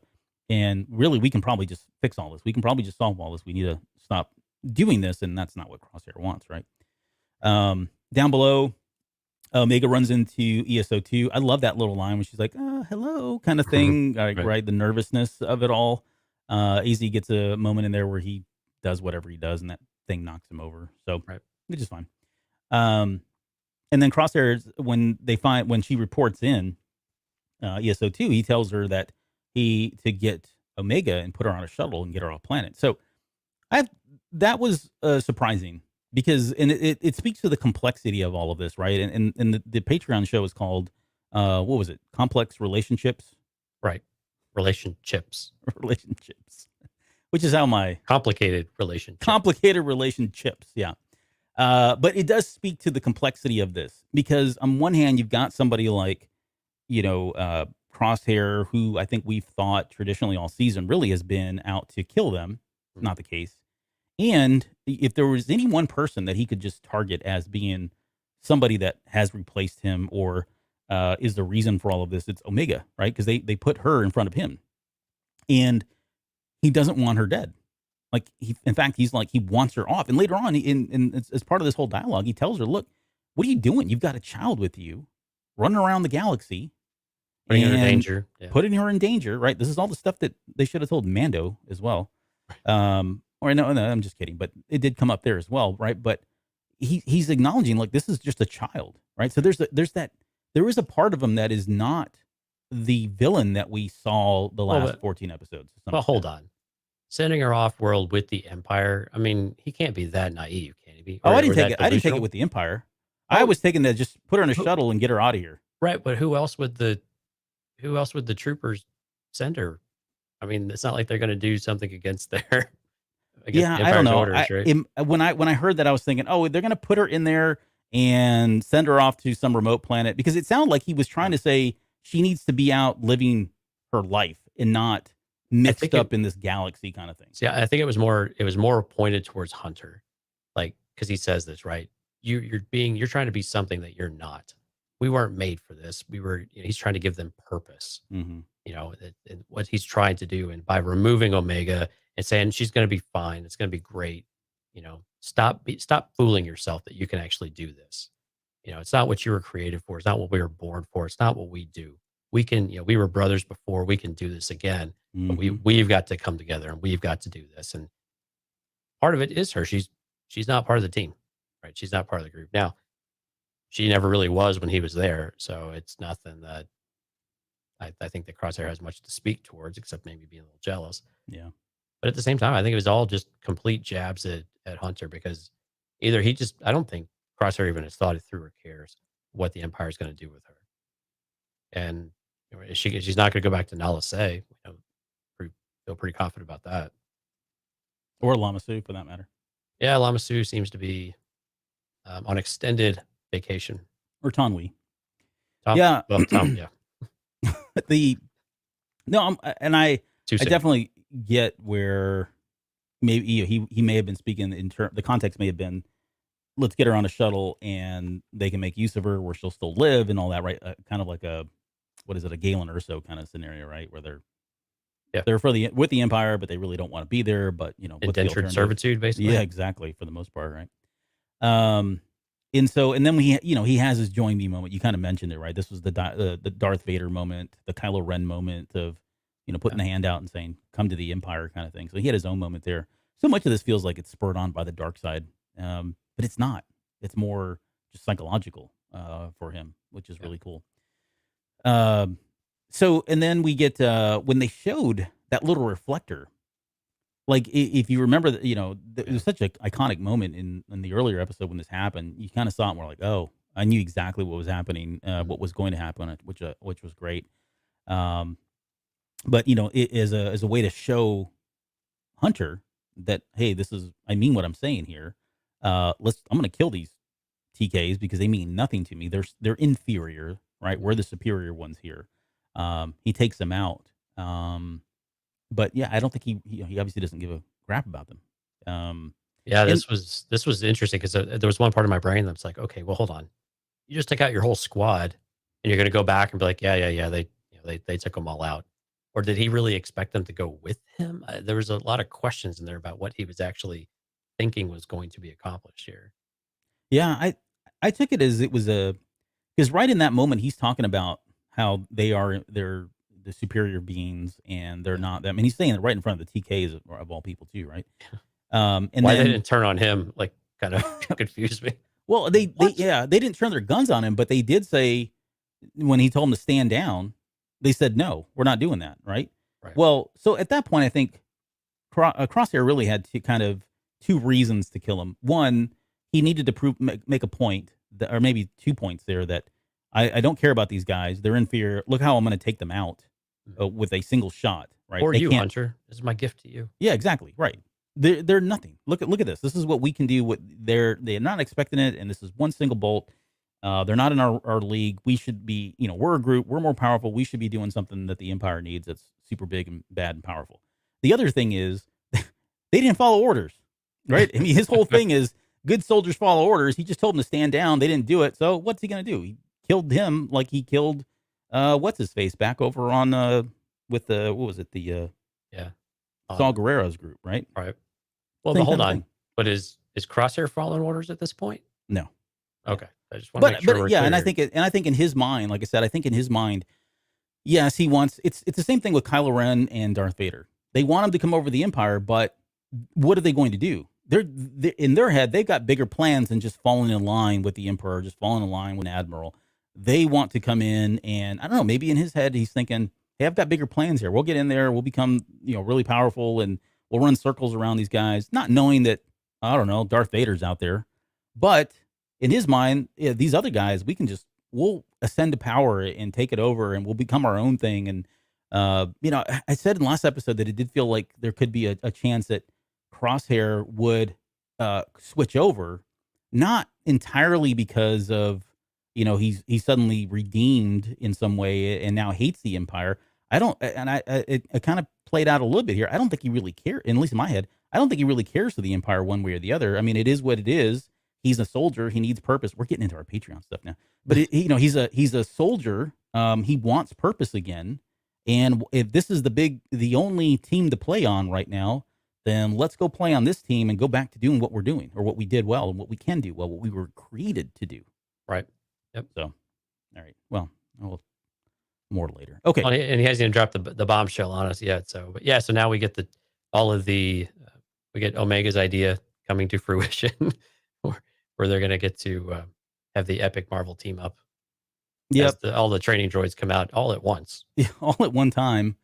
And it's funny because that whole thing starts because when it starts, Crosshair and Hunter are like fighting each other, and there's a moment in there where Hunter has the advantage because he's got the high ground. Literally, he's standing above him, and he has a moment there to kind of take him out. But instead, he shoots the droid a couple times that's approaching on them, right. And they're very clear about both of them seeing this and acknowledging that they just did that, and so then Crosshair returns the favor and takes out a droid just above, just past him. He could have shot and killed Hunter because it was a clear shot, but instead it went past him and took out the droid in front of him. And it was that moment. There's a lot of great moments in Star Wars, but at least for like Clone Wars, and I'm saying Clone Wars in general, this was up there. And that says a lot because we've had a lot of amazing moments in the Clone Wars series. But for me, this is pretty high up there because it was just we wanted it to happen. We all were a sucker for two people coming together that have been against each other for fighting, some kind of similar cause, aka Kylo Ren and what's her name? Rey. Jeez. In Snoke's room, right? Throne room. Mm-hmm. But there's when they came together, and then the music and the way that swelled, and we got the chorus of it, which we haven't really had at all since episode 1. We've only had it in the intro, and when the song ends, the music is at the ending. But this is the first time in episode that we actually got something like that with everybody there since that first episode, which I thought was brilliant. I mean, it was a really great moment. It was very much like Marvel's Avengers when they all finally come together. Yeah, it's a good one. Yeah, it was very inspiring of that scene where you get the swell of the music and it's very vibrant and very brassy and just very exciting. I mean, you just get pumped up, right? And the group's together and they're all doing what they need to do together to survive at this point. Yep. And so, and I think I mentioned this already, but that whole sequence, they're doing a lot of the same tactics that they had before. And, like riding a bike, really. They just kind of fall right into their natural positions, which is what Crosshair was trying to say. He was trying to say, this is what we do. This is what we're good at. Right. Look how well we did it. Yep. So they're doing all that. ESO's kind of ESO2 is backing out slowly because of what's happened, what's erupted inside the training room, and she calls over to Rampart and says that Crosshair has lost control of the situation, which is an interesting choice of words. I don't think it really matters in the grand scheme of things. I don't know if she saw him betray the squad though. Yeah, I don't think so. She was knocked out by AZ, right? I think when she comes in, she sees them all working together, and she's like, "Oh." Well, she sees all the training droids because they're taking shots. The droids are taking shots at her. They started turning in on her, and she took one out, and then she backed out before another one could take her out, and then shuts the door, and then calls Rampart that, hey, everything's gone to hell.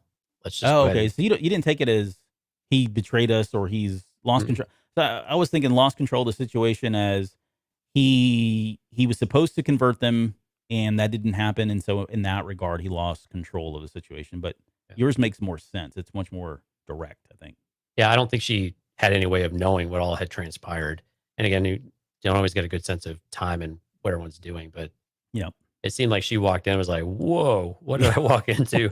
And the Right. droids noticed her, take some shots, and she's like, all right, well, Yeah. Close the door. peace, I'm out, and let Rampart clean up the mess. Yep. He says to evacuate all the remaining forces, which when it wasn't until I think the third or fourth viewing of this for me that I actually saw when she jumps into that shuttle, there's actually more TKs in there. Yep. So I was expecting like, everybody was already gone at that point, but I don't know what they were doing. Maybe they were down in the cellar tying up all the clones so that they could drown. Sorry. Well, we had seen some earlier in the episode when they're in the corridors. They had some that were still taking supplies out, but it was a ghost town. Regardless, there were very few left. They had basically moved everyone out. Dante says, just realized that one of the female TK troopers is still alive underneath them. I wonder if that'll come into play. Yep. I don't know. Well, and I think he was coming in a little bit before we got to that point, but yeah, and then she does survive. And so I think. Was that the same one, ESO2? Yeah, I think he's talking about ESO2. Oh, okay. I thought it was one of the 4 that were standing around that got shot, but I guess they're dead. Yeah, they weren't moving. Oh, okay. Yeah, they're dead. They're dead. Right. So they take all the droids out, and of course Rampart's moving the ships into position, and then we get the showdown again between Hunter and someone. Of course, Hunter's this smart this time. He's already got his gun drawn. Mm-hmm. Yeah. But he's trying to appeal to Crosshair, saying, it's this chip in your head that's doing it. And then Crosshair drops the bomb that I don't think it was necessarily a surprise for us, but it was definitely something that as soon as we got confirmation that he had the chip removed, it really made you question a whole lot of things, especially when he said it's been a while, right? Or a while ago. And we're like, well, how far back could it have been? Because remember, I went and rewatched episode 1. So episode 1, he's on the table and they can see the chip in his head. So the chip existed. They confirmed it was there, and then they did the procedure to intensify it. So we know that the chip was there. So I think we had speculated about this, and we had a good chat about it in Discord. Is that it's almost have to have only come out after the events on Braca, right? The injury, and later on we do get Hunter kind of inspecting his head, but we could talk about that as well a little bit. But man, just the sheer stun factor to Hunter, I think in particular, that no, this is just who he is, just had to have been devastating to Hunter of like, what do I do with this now? I really don't know how to react to what I'm hearing. And then the fact that they're still going to basically, have to go to a showdown and who's going to be the quicker draw, which if you've already pulled your gun, it should be a pretty easy match, but yeah. Well, and it was. But they didn't leave him behind. I mean, and again, excuse me. Sorry, I was clearing my throat. I didn't have anything to say, but I will now. I didn't doubt you. Yeah, the question was, Stephanie just did in there, he could be lying. It's possible that he could be. I think I want to dig into that a little bit later about what does that mean if he was and why, right? The motive is probably more important there as to why, or as to the reason, I guess. There's the one line of, does it matter? That question of, does it matter? Does it really matter? In the grand scheme of things, does it matter when his chip was removed? And if we remove ourselves, from the show, within the show, objectively, I don't think it does. If you're Hunter, it matters. Well, it's personal. Yeah. Well, okay, hold that. Okay. Because I want to get into, because I don't disagree that it does matter, but I don't think it matters that much when you think about what Crosshair is saying. It's not about the chip anymore. That's what I'm saying. It doesn't matter. It's not about the chip. It's about the betrayal. It's about being hurt. It's about being replaced. I think that's where Crosshair's come from. Now, again, I'm not arguing whether it matters or not, or one thing. I don't think that's what Hunter realizes. That's why he's so quick to say, when. That's irrelevant. He's not listening to what Crosshair is saying. This isn't about the chip anymore, right? So that's my perspective of it. But again, table that, because I want to go back to, we skipped over something. We skipped over the infamous line, "You may fire when ready," with Tarkin, and When ready. yeah, which was it Stephen Stanton that did his voice again? Ooh, I think so, but I think it was because I saw him post something about it. it's perfect. He Yeah. usually does, but he's perfect when he does that. So he really nailed that. But it was interesting because he said, all essential personnel have been evacuated. The chief scientist has been evacuated. Mhm. The cloning technology, this was key. The cloning technology was now the property of the Empire. Right. And that speaks volumes about where we're going, right? That's the good old Empire that we knew. They got something out there they wanted, they just go ahead and take it, right? It's about a galactic conquest at this point. And this kind of really starts to cement a couple of things for me. Like I start drawing those conclusions, those lines, those direct lines to the Mandalorian, or direct lines to Dr. Pershing specifically, right? When we look at his, we talked about this during season 1 of the Mandalorian. He's got the Kamino jacket on, or the Kamino patch on his thing, which now it kind of really begs a lot of questions about why he would even have that. Right? It's like, oh, we don't have anything to put you in here. Here's an old uniform that we had from the Clone Wars. Throw that on, and that's our now uniform kind of thing. But why he's wearing that, I don't know. But then I started thinking, okay, well, maybe is he tied to Nala Se? Did he work with Nala Se? Did he learn from her? Did she train him? Are there other ones that are out there? Do they still operate under this kind of Kamino thing, or did they adopt that symbol in the Empire because it represents where the cloning technology came from, right? And then mine goes into, like, so what are they doing? Was it Snoke? This is what we talked about last week. Is it Snoke? Right. Is it Palpatine? Is it cloning Luke, or coming up with the next greatest clone trooper that's super enhanced, like Clone Force 99? Are they trying to capitalize on the technology and all the work that came before, and kind of recreate that super soldier serum kind of thing? Right. All of that stuff, I think, opens up with just that one little quick scene, or at least it solidifies that there's probably a lot more there than we initially thought. I concur. There was a lot there, man. Sorry. No, Yeah, it's I sorry, I got pretty excited there, but it was a great moment, and we'll talk more. I'm sure. I'm hoping that we'll get more of what's going on there in the finale, but my gut tells me we may get more of that in season 2, which would be just fine because it sets up a lot of things. If they want to start running stuff in parallel, Yeah. that would be awesome. yeah, I don't see them really touching too much on Nala Se and the rest of the clones for the last episode. We've got our hands full with just where we ended up, I think. Yeah. Yeah, man, there's a lot of questions that open up about just Nala Se and the Kaminoans, where they're at any point now, and what they're doing and where they're at, and who's controlling what they're doing, and what planet are they on an Exegol or what now? Mm-hmm. There's so many different questions and so many different paths you could really go. Yeah. Exegol is super intriguing to me. Yep.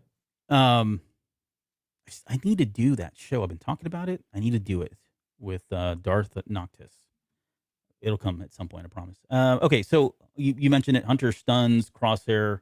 He falls down. Omega runs to him immediately, which, again, spot on. That's what a kid would do. Right. She throws her arms around him and hugs him. And that's when Tex says the Venator ships are here, and they need to get out of Dodge at that point. Right. He grabs Crosshair, which is good, right? Because in his mind, this is all fixable. So let's get him out of here. He's still part of our squad, that kind of thing. That's his, he's got an opportunity here to rescue him when he didn't take advantage of that, maybe, or didn't do it the first time. And then we get that really, I think, one of the more emotional scenes here in all of Star Wars, really, because there's just so much that we tie to Kamino, and we tie to those scenes, like I said, in the mess hall or the tubes, and where we're used to seeing all these clones being created. But the music is great here. It's very different than we've had throughout the episode. There's nothing being said. I love that they had that one shot where they focus on Omega, and she's got this her brow goes down. She's running. She's very determined. You got a sense that she feels like we're part of a team. We did this. We got him. We're getting out of here. And then we get the shots of, the empty halls and the empty rooms and the empty tubes, and all of that was just absolutely haunting to finally see. And I think you said it. I mean, it was kind of, I didn't tear up, but I was like, my gosh, this is just haunting. I don't know of a better word, but just the emptiness of it all is just so uncharacteristic for Star Wars to actually see it. And then to finally see it at the very end, all kind of coming down. that was, I mean, my mouth was open, right? I mean, I just couldn't believe what I was seeing, and they did a great job of using that tech that they used in Rebels, where they used the, I don't know if you noticed, they used that the real explosions, and they Hmm. spliced that into the animation. They went to this whole thing on Star Wars Insider or whatever, and you could tell they did it because those explosions looked absolutely real, and because they were most likely. But Hmm. give me your, I guess, quick thoughts, or you can recap your thoughts on kind of that last sequence of them getting out of there and the emptiness of it all, and then certainly it kind of falling apart. Omega's look is fantastic, where she kind of glances up and then, like you said, refocuses and runs harder. And the music and everything was very reminiscent. And for some reason, Kevin Connor and company with what they did, it was very, for me, it was very reminiscent of Ahsoka leaving the Jedi, like that type of emotion that it gathered from you when she walks away. It was that similar type of feeling of finality, Hmm. that this is really, this is the end. This is where you just, everything is about to come crashing down, and it's about to change irrevocably. There we go. It's just, forever going to be different. And sure enough, he makes the command, and as soon as he starts unleashing, I took several screenshots for the episode art this weekend. It was very difficult to try to pick which one I liked the most, because they're all a little spoilery, as you pointed out to me. Not that really it's any of it's super Right. surprising, but yeah, we Surprising. try to be sensitive on at least that first that first title card we released. But it was it was beautiful, but also haunting is such a perfect word, because it was, man, the glowing embers of it, the explosions, the shots through the water that were taking out the supports Yeah. structure and the other tubes and whatnot underneath, was just devastating, in a word. And Omega's reaction, she's completely stunned. She can't move. She's completely paralyzed when Hmm. she's watching it, because it's the only home she's ever known. Yeah. She didn't have the luxury of going around I say luxury very, very lightly here, but going around the galaxy and really being more of a nomad, or a vagabond of sorts, where you don't really have a place you call home. But for her, this was home. And even if it was a bit of a prison at times and she felt very sheltered, it was still, there were things that she had tied to it that she will never be able. It's very much like, I imagine, with Leia and Alderaan, Hmm. right? Where you just don't have, or I guess Cara Dune in that regard, where you can't go back home now. And it was interesting, though. I think one of the things, to take a step back, though, it was interesting. It was just Topoka City that they were destroying, and we've always questioned about whether or not Kamino Right. was truly, Kamino was everything, or if it really was just Topoka City, or if it's, we can't go and destroy the whole planet. We just have to really focus it, and we take the movie magic side out of it, and we just focus on the city. But regardless, the devastation, the finality of it, and especially when everything starts to cave in around them and there's really no escape, you start to get that claustrophobic feeling of, okay, how we know where they need to get to, right? We got to get back to the tubes, not the shuttles, not anything like that, Albert. Right. Torches, their lifts, and their tubes, Yep. The tubes. right? So we know they got to get back to that, because they're presumably, the ship is still safe on the platform.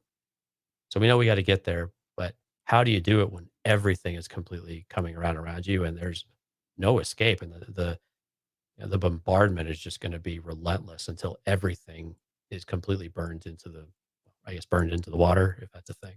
Hmm. It's it's horrible to see, but it was this beautiful kind of horror to watch. Yeah. No, I agree. It was great, beginning to end. And just speaking quickly before we get into how they get out of here, as kind of our final thoughts. That is her home. I think Ord Mantell, you could argue that that is now what she calls home, but it's not the same, right? Your point's well taken. Yeah. It's not the same, and that's, she's got some great memories of Ord Mantell, but she's got other memories. She's got a lot of memories for what happened in Camino and the people that were there. I think the jury's going to be out, no pun intended, in terms of where they lay judgment on the race I guess Kaminoans as a race. Do they take out more cities? Are there other cities? Are they just really focused on the tech and the secrets and everything for cloning, and that's why they focused here? Uh, for me, I would, in my head, it's they take out everything, and maybe they've got stragglers kind of out in the galaxy that left off world or whatever, or maybe are on other bases, so those are still there. But I think this is the end of Kamino. Like I can't see the Empire taking any chances of survivors, and if it means genocide for a particular race, then so be it. Who cares? There's 8 million other races out there, right? That's But that's rather heartless, but yeah. well, this is the Empire talking, not me. I'm telling you, it's not me. I'm just Sure. No, inside I yeah, totally don't believe it's you at all. right. Man, I need to find another. Hey, I've got a serial killer podcast launching later. No, I'm kidding. That's Oh fine. my God. No, okay. So getting wait, real go quick on ahead. that though.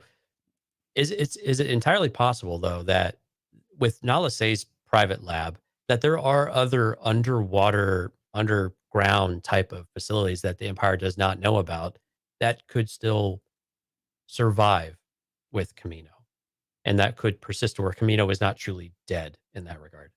So if I'm the Empire, I'm kind of thinking through that, right? And that would be an argument to just destroy everything. You may not find it all.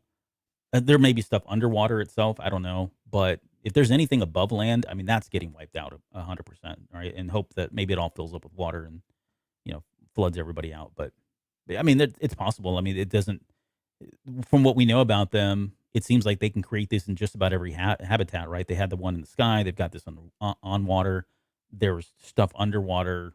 They've got some superior technology behind them, right? They seem like, no pun intended, light years ahead of a lot of what we see in Star Wars, where it's all gritty and mechanical looking. These guys seem like they're got their stuff together. So what that does, though, why, I don't know. I don't know if there's something there later on that they explore if they had to or whatever. But Right. I mean, it could explain Pershing a little bit too, though. true, yeah, but he's still kind of operating at that base, and maybe that's why he's got the uniform that he Or does. they find and they go back.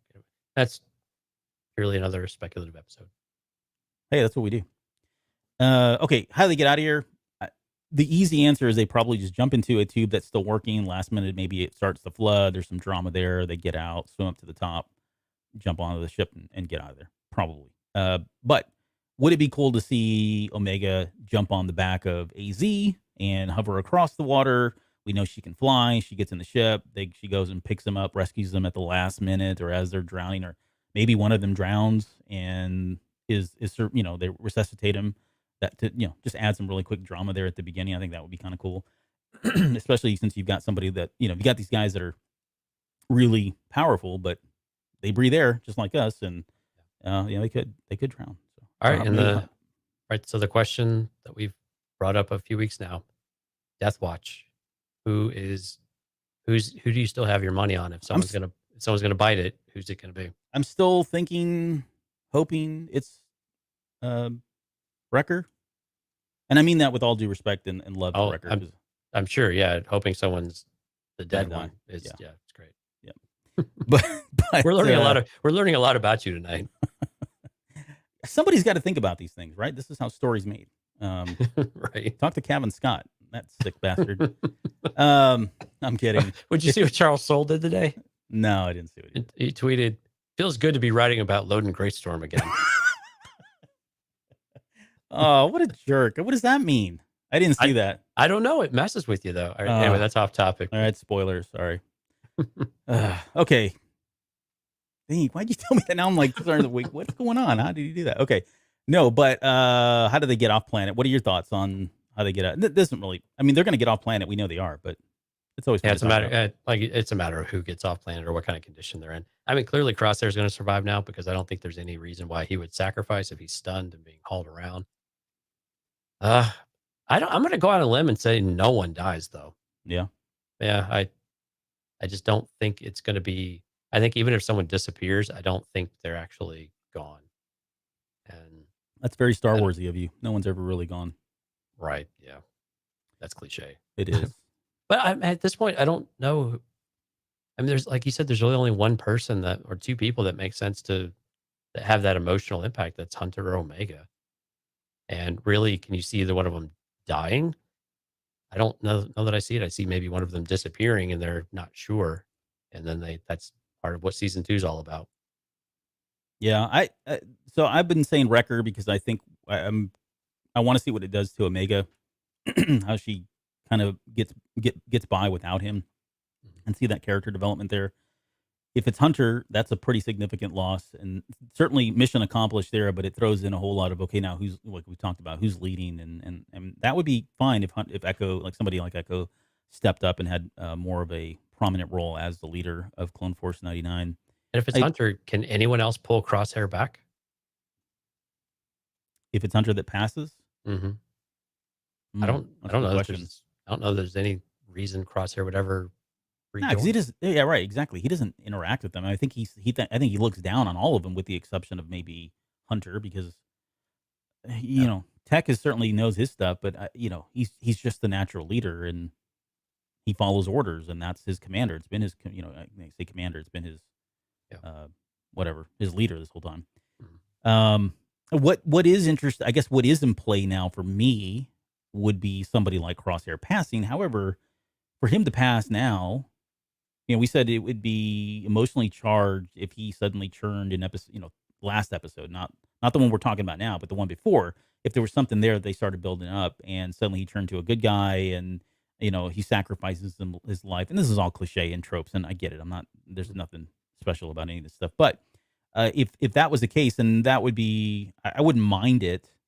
But given that he's unconscious and we've only got potentially 30 minutes left, if he was suddenly to take his life for them, great, very sad, yes. However, not to quote Loki, but however, I don't know that it's going to have the same kind of an impact, because he hasn't, like we talked about a few episodes ago. He's not really been a part of the group, right? I mean, he's been on this other end, and now we understand where he's coming from and all that.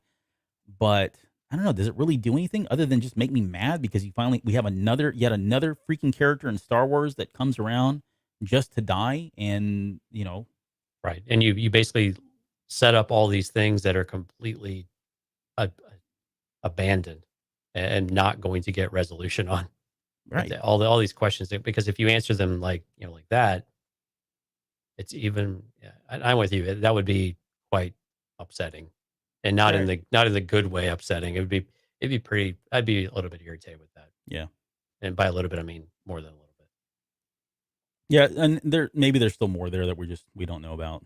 But that would be my Yeah. guess is so far. I don't think there's any, and if anybody else died, I don't know that I would really care at this point. If we lost like a Sid, or I don't know, somebody else. I'm trying to think of who all would. We still haven't seen anybody. It's interesting too. Like, and I know we're way over on time, so we'll just kind of wrap it up. Oh, Here, we got 7.5 minutes according to Twan. He said 2 hours tonight. So okay, great. Thanks. we're Juan. good. All right, we're good for another 7 minutes. We talk for all the talk of who's going to show up, right? In these last 3 episodes, it's been nobody. Yeah. And that's probably okay, because I do understand. I see what they're doing. They've really narrowed this down. It started with the Bad Batch, and it's ending with the Bad Batch, at least from right now, right? They're not going to bring in all these other characters, and they still may to help out, but these last 2 episodes have been hyper focused on Hunter and Crosshair and the relationships that's there, and where the perspectives are coming from, and I love that aspect of it. I think for a finale, though, if it's just them still, I don't know that it gives us the big, I don't know, the hurrah that we were expecting for a send off, right? So I feel like there are going to still be cameos. I just don't know who it's going to be at this point. Rex is a likely candidate, but I don't think we're going to see the Marquez sisters now, or Saw Gerrera. I mean, it just, in terms of where this is lining up, doesn't look like that. I think they're going back to either Ord Mantell, because that's where they've been going, and maybe we get some kind of showdown there, with the Empire following them in some way, or they go out to Rex, and we get we get to see the setting of season 2, because this is where this stuff is going to take place, and at the same time they're putting together a plan, which is going to have to happen really fast in a 30-minute episode, and get out there and resolve some of this stuff. And beyond that, I haven't put too much thought into it. I've been kind of busy, but I really want to sit down and just start putting some thoughts together about where this possibly could go going into it. So what are your thoughts, I guess, to kind of to wrap things up on, where they go from here, and maybe what we can expect in the final? Well, and I think the one aspect of the Death Watch we haven't really talked about is what happens if the Havoc Marauders is taken out, just like Mando. It's like Mando and the Razor Crest.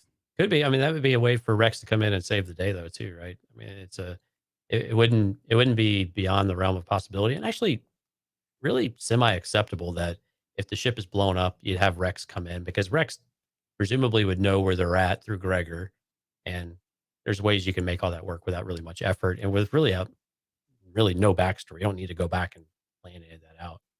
But yeah, I mean, it's going to be an action packed last episode, last 30 minutes, 25, 30 minutes, whatever it's going to be. And I think where we go from here, I mean, it's really open ended. If we have to resolve this and see just what we're left with, and I think we'll have a very clear idea of at least the direction we're going to be headed. When they go back to Ord Mantell at the end of all of this, I think it makes a certain amount of sense because it's about the only thing they can call it. I wouldn't call it home, but a home base.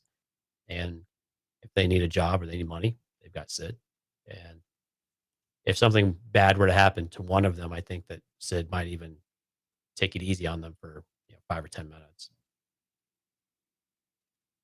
I'm trying. Yeah, sorry, I got lost in thought. Dante says I think it's really tough to say where the finale is going to be. They probably need some. It needs to be more than just a simple escape. There's got to be some emotional pulls there. I think that it'll be dramatic. I'm with them. Well, I think that's where you have to consider is this a separation of the team, not necessarily people dying, but the team gets separated and we have people lost now rather than dead. And I kind of feel like it's going to go something towards that direction. But again, this kind of goes back to season 2. How long have they been planning season 2? Or did they go ahead and build in kind of multiple endings just in case it didn't get renewed for a second season? Mm. So that'll be interesting to hear if that comes out over time, depending on what we get next week. Yeah, and I'm still trying to force my way into how do we get to the underworld at this point, either with one episode. I think we've left. taken a pretty sharp detour away from it at this point. It's just depending on where this mental status of the team is after we get out of this. But it's getting to be very difficult. But again, if we do another 16 episodes, I mean, hell, we got another 3 or 4 or 5 that are going to be filler, so we can go back into the underworld. Right. Final thing, I promise. I've been meaning to talk about this because we talked about the music. So if you're not listening to the soundtrack, they release them. So Apple, I don't know. There's other services. Yeah, Spotify's got it too. Yeah. Okay. But if you go back and listen to it, there are a lot of the music that was created for the series. If you listen to Saving Private Ryan, it's very, very similar. And I don't know if that was by design or not, but what it did for me is this whole Death Watch thing came from that because I started thinking, okay, the parallels here is you've got in Saving Private Ryan, if you've never seen it, it's a movie came out with Steven Spielberg and 97. Tom Hanks is in it, 97, Matt Damon. The whole premise was the mission is a man, right? That was the tagline or something like that, right? And so the whole point was, is a person, the theme is a person so important that that other people are willing to sacrifice themselves or give their own lives for, right? And to some extent, you've got that happening with Omega in that you've got Hunter and you've got these guys, they've committed to protecting her and making her a part of this team and getting her somewhere safe or allowing her to live a better life. When you pair that up with what happens in Saving Private Ryan and with the exception of like 2 of the original soldiers, they all end up dying. And so that's where I was going with this whole thing about, okay, if the parallels are true there, then it does feel like that may happen. Saying nothing of the fact that we don't know that, with the exception of Rex, Gregor, and Wolf, we don't know that any of these troopers ever made it out of this era. So It's probably a natural foregone conclusion that somebody's going to pass in some way. It's just a matter of time. And now with season 2 coming up, very likely that we're going to see the Bad Batch members start falling off or that kind of just evolving in terms of who they are and what they're doing. Yeah. I guess the real question is Jonesy going to cry at the end of this episode? Yes. Yep. It's a pretty fair chance. It's in the show notes already. Oh my, how's that? Yeah, if you look at the show notes at the very end, it says, "Why did you cry?" No, I'm fine. It's fine. You can cry. There's nothing wrong with crying. I've cried I cried at Rogue One. I did. I mean, I'm not saying that was a wussy thing to do. Even though you knew it was going to happen. But even though I knew it was going to happen. Yes, exactly. That's when you know you did it right. They did it right, though. Everybody I knew was going to die. And I still teared up at the very end because just my girl Jen, man. It's just sad. Back when you had boy emotion. Cassian. Yeah, back before I subscribed to the Mike Rondo way of thinking. Okay, well, I think that's going to do it for this episode. 1 hour, 59 minutes and 30 seconds. We're going to call time of death. Thanks everybody who came out for the live show again, as always. Some new people in there, a lot of chatter, a lot of people coming and going. It was great that they just drove by and said hello. Jonesy, do your thing. Where can they find us and all that stuff? Yeah, earglumedia.com/Discord if you want to join the conversation. We have a dedicated thread for spoilers every week with the Bad Batch. So get in there and use it. People had some good comments, so that's always great to hear when we actually get something right. So fantastic. Patreon.com/the Cantina Cast if you want to hear the after show. This week's is going to be a good one. It's all about Crosshair, of course. You got all of the new comic stuff that we're doing, all of the other after shows we've done, and anything else that we can kind of come up with. Give us feedback on what you want to hear as well. We do like to hear what you've got on your mind. Albert's got his plate full with High Republic, of course, but we're always looking to hear what you guys are interested in and see how we can best mold that into what we're interested in as well. So we appreciate that.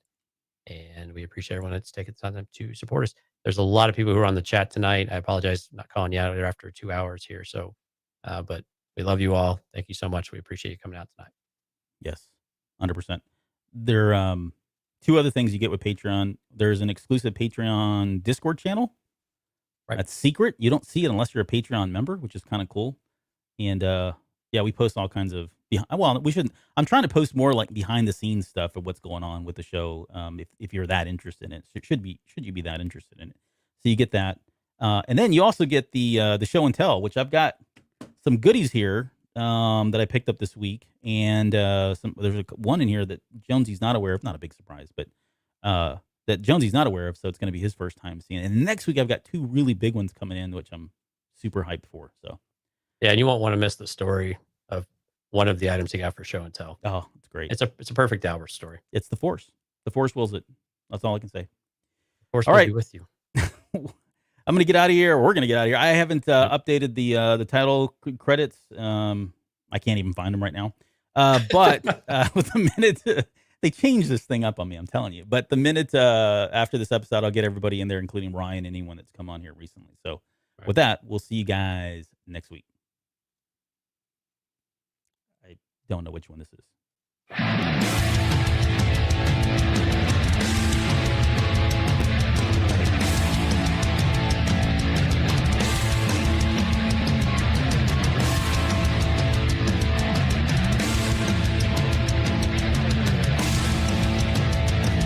You're still listening? Wow, that's amazing. Well, I'm here to give you the disclaimer.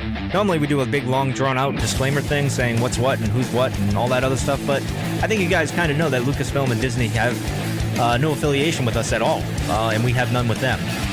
We talk about Star Wars, which is their property, and all that other good, fun stuff, but I think you can tell which is our stuff and which is their stuff. If you can't, well, then send a lawyer to send an email to me, and I'll be glad to chat with them. Other than that, you know what's what, so that's your disclaimer.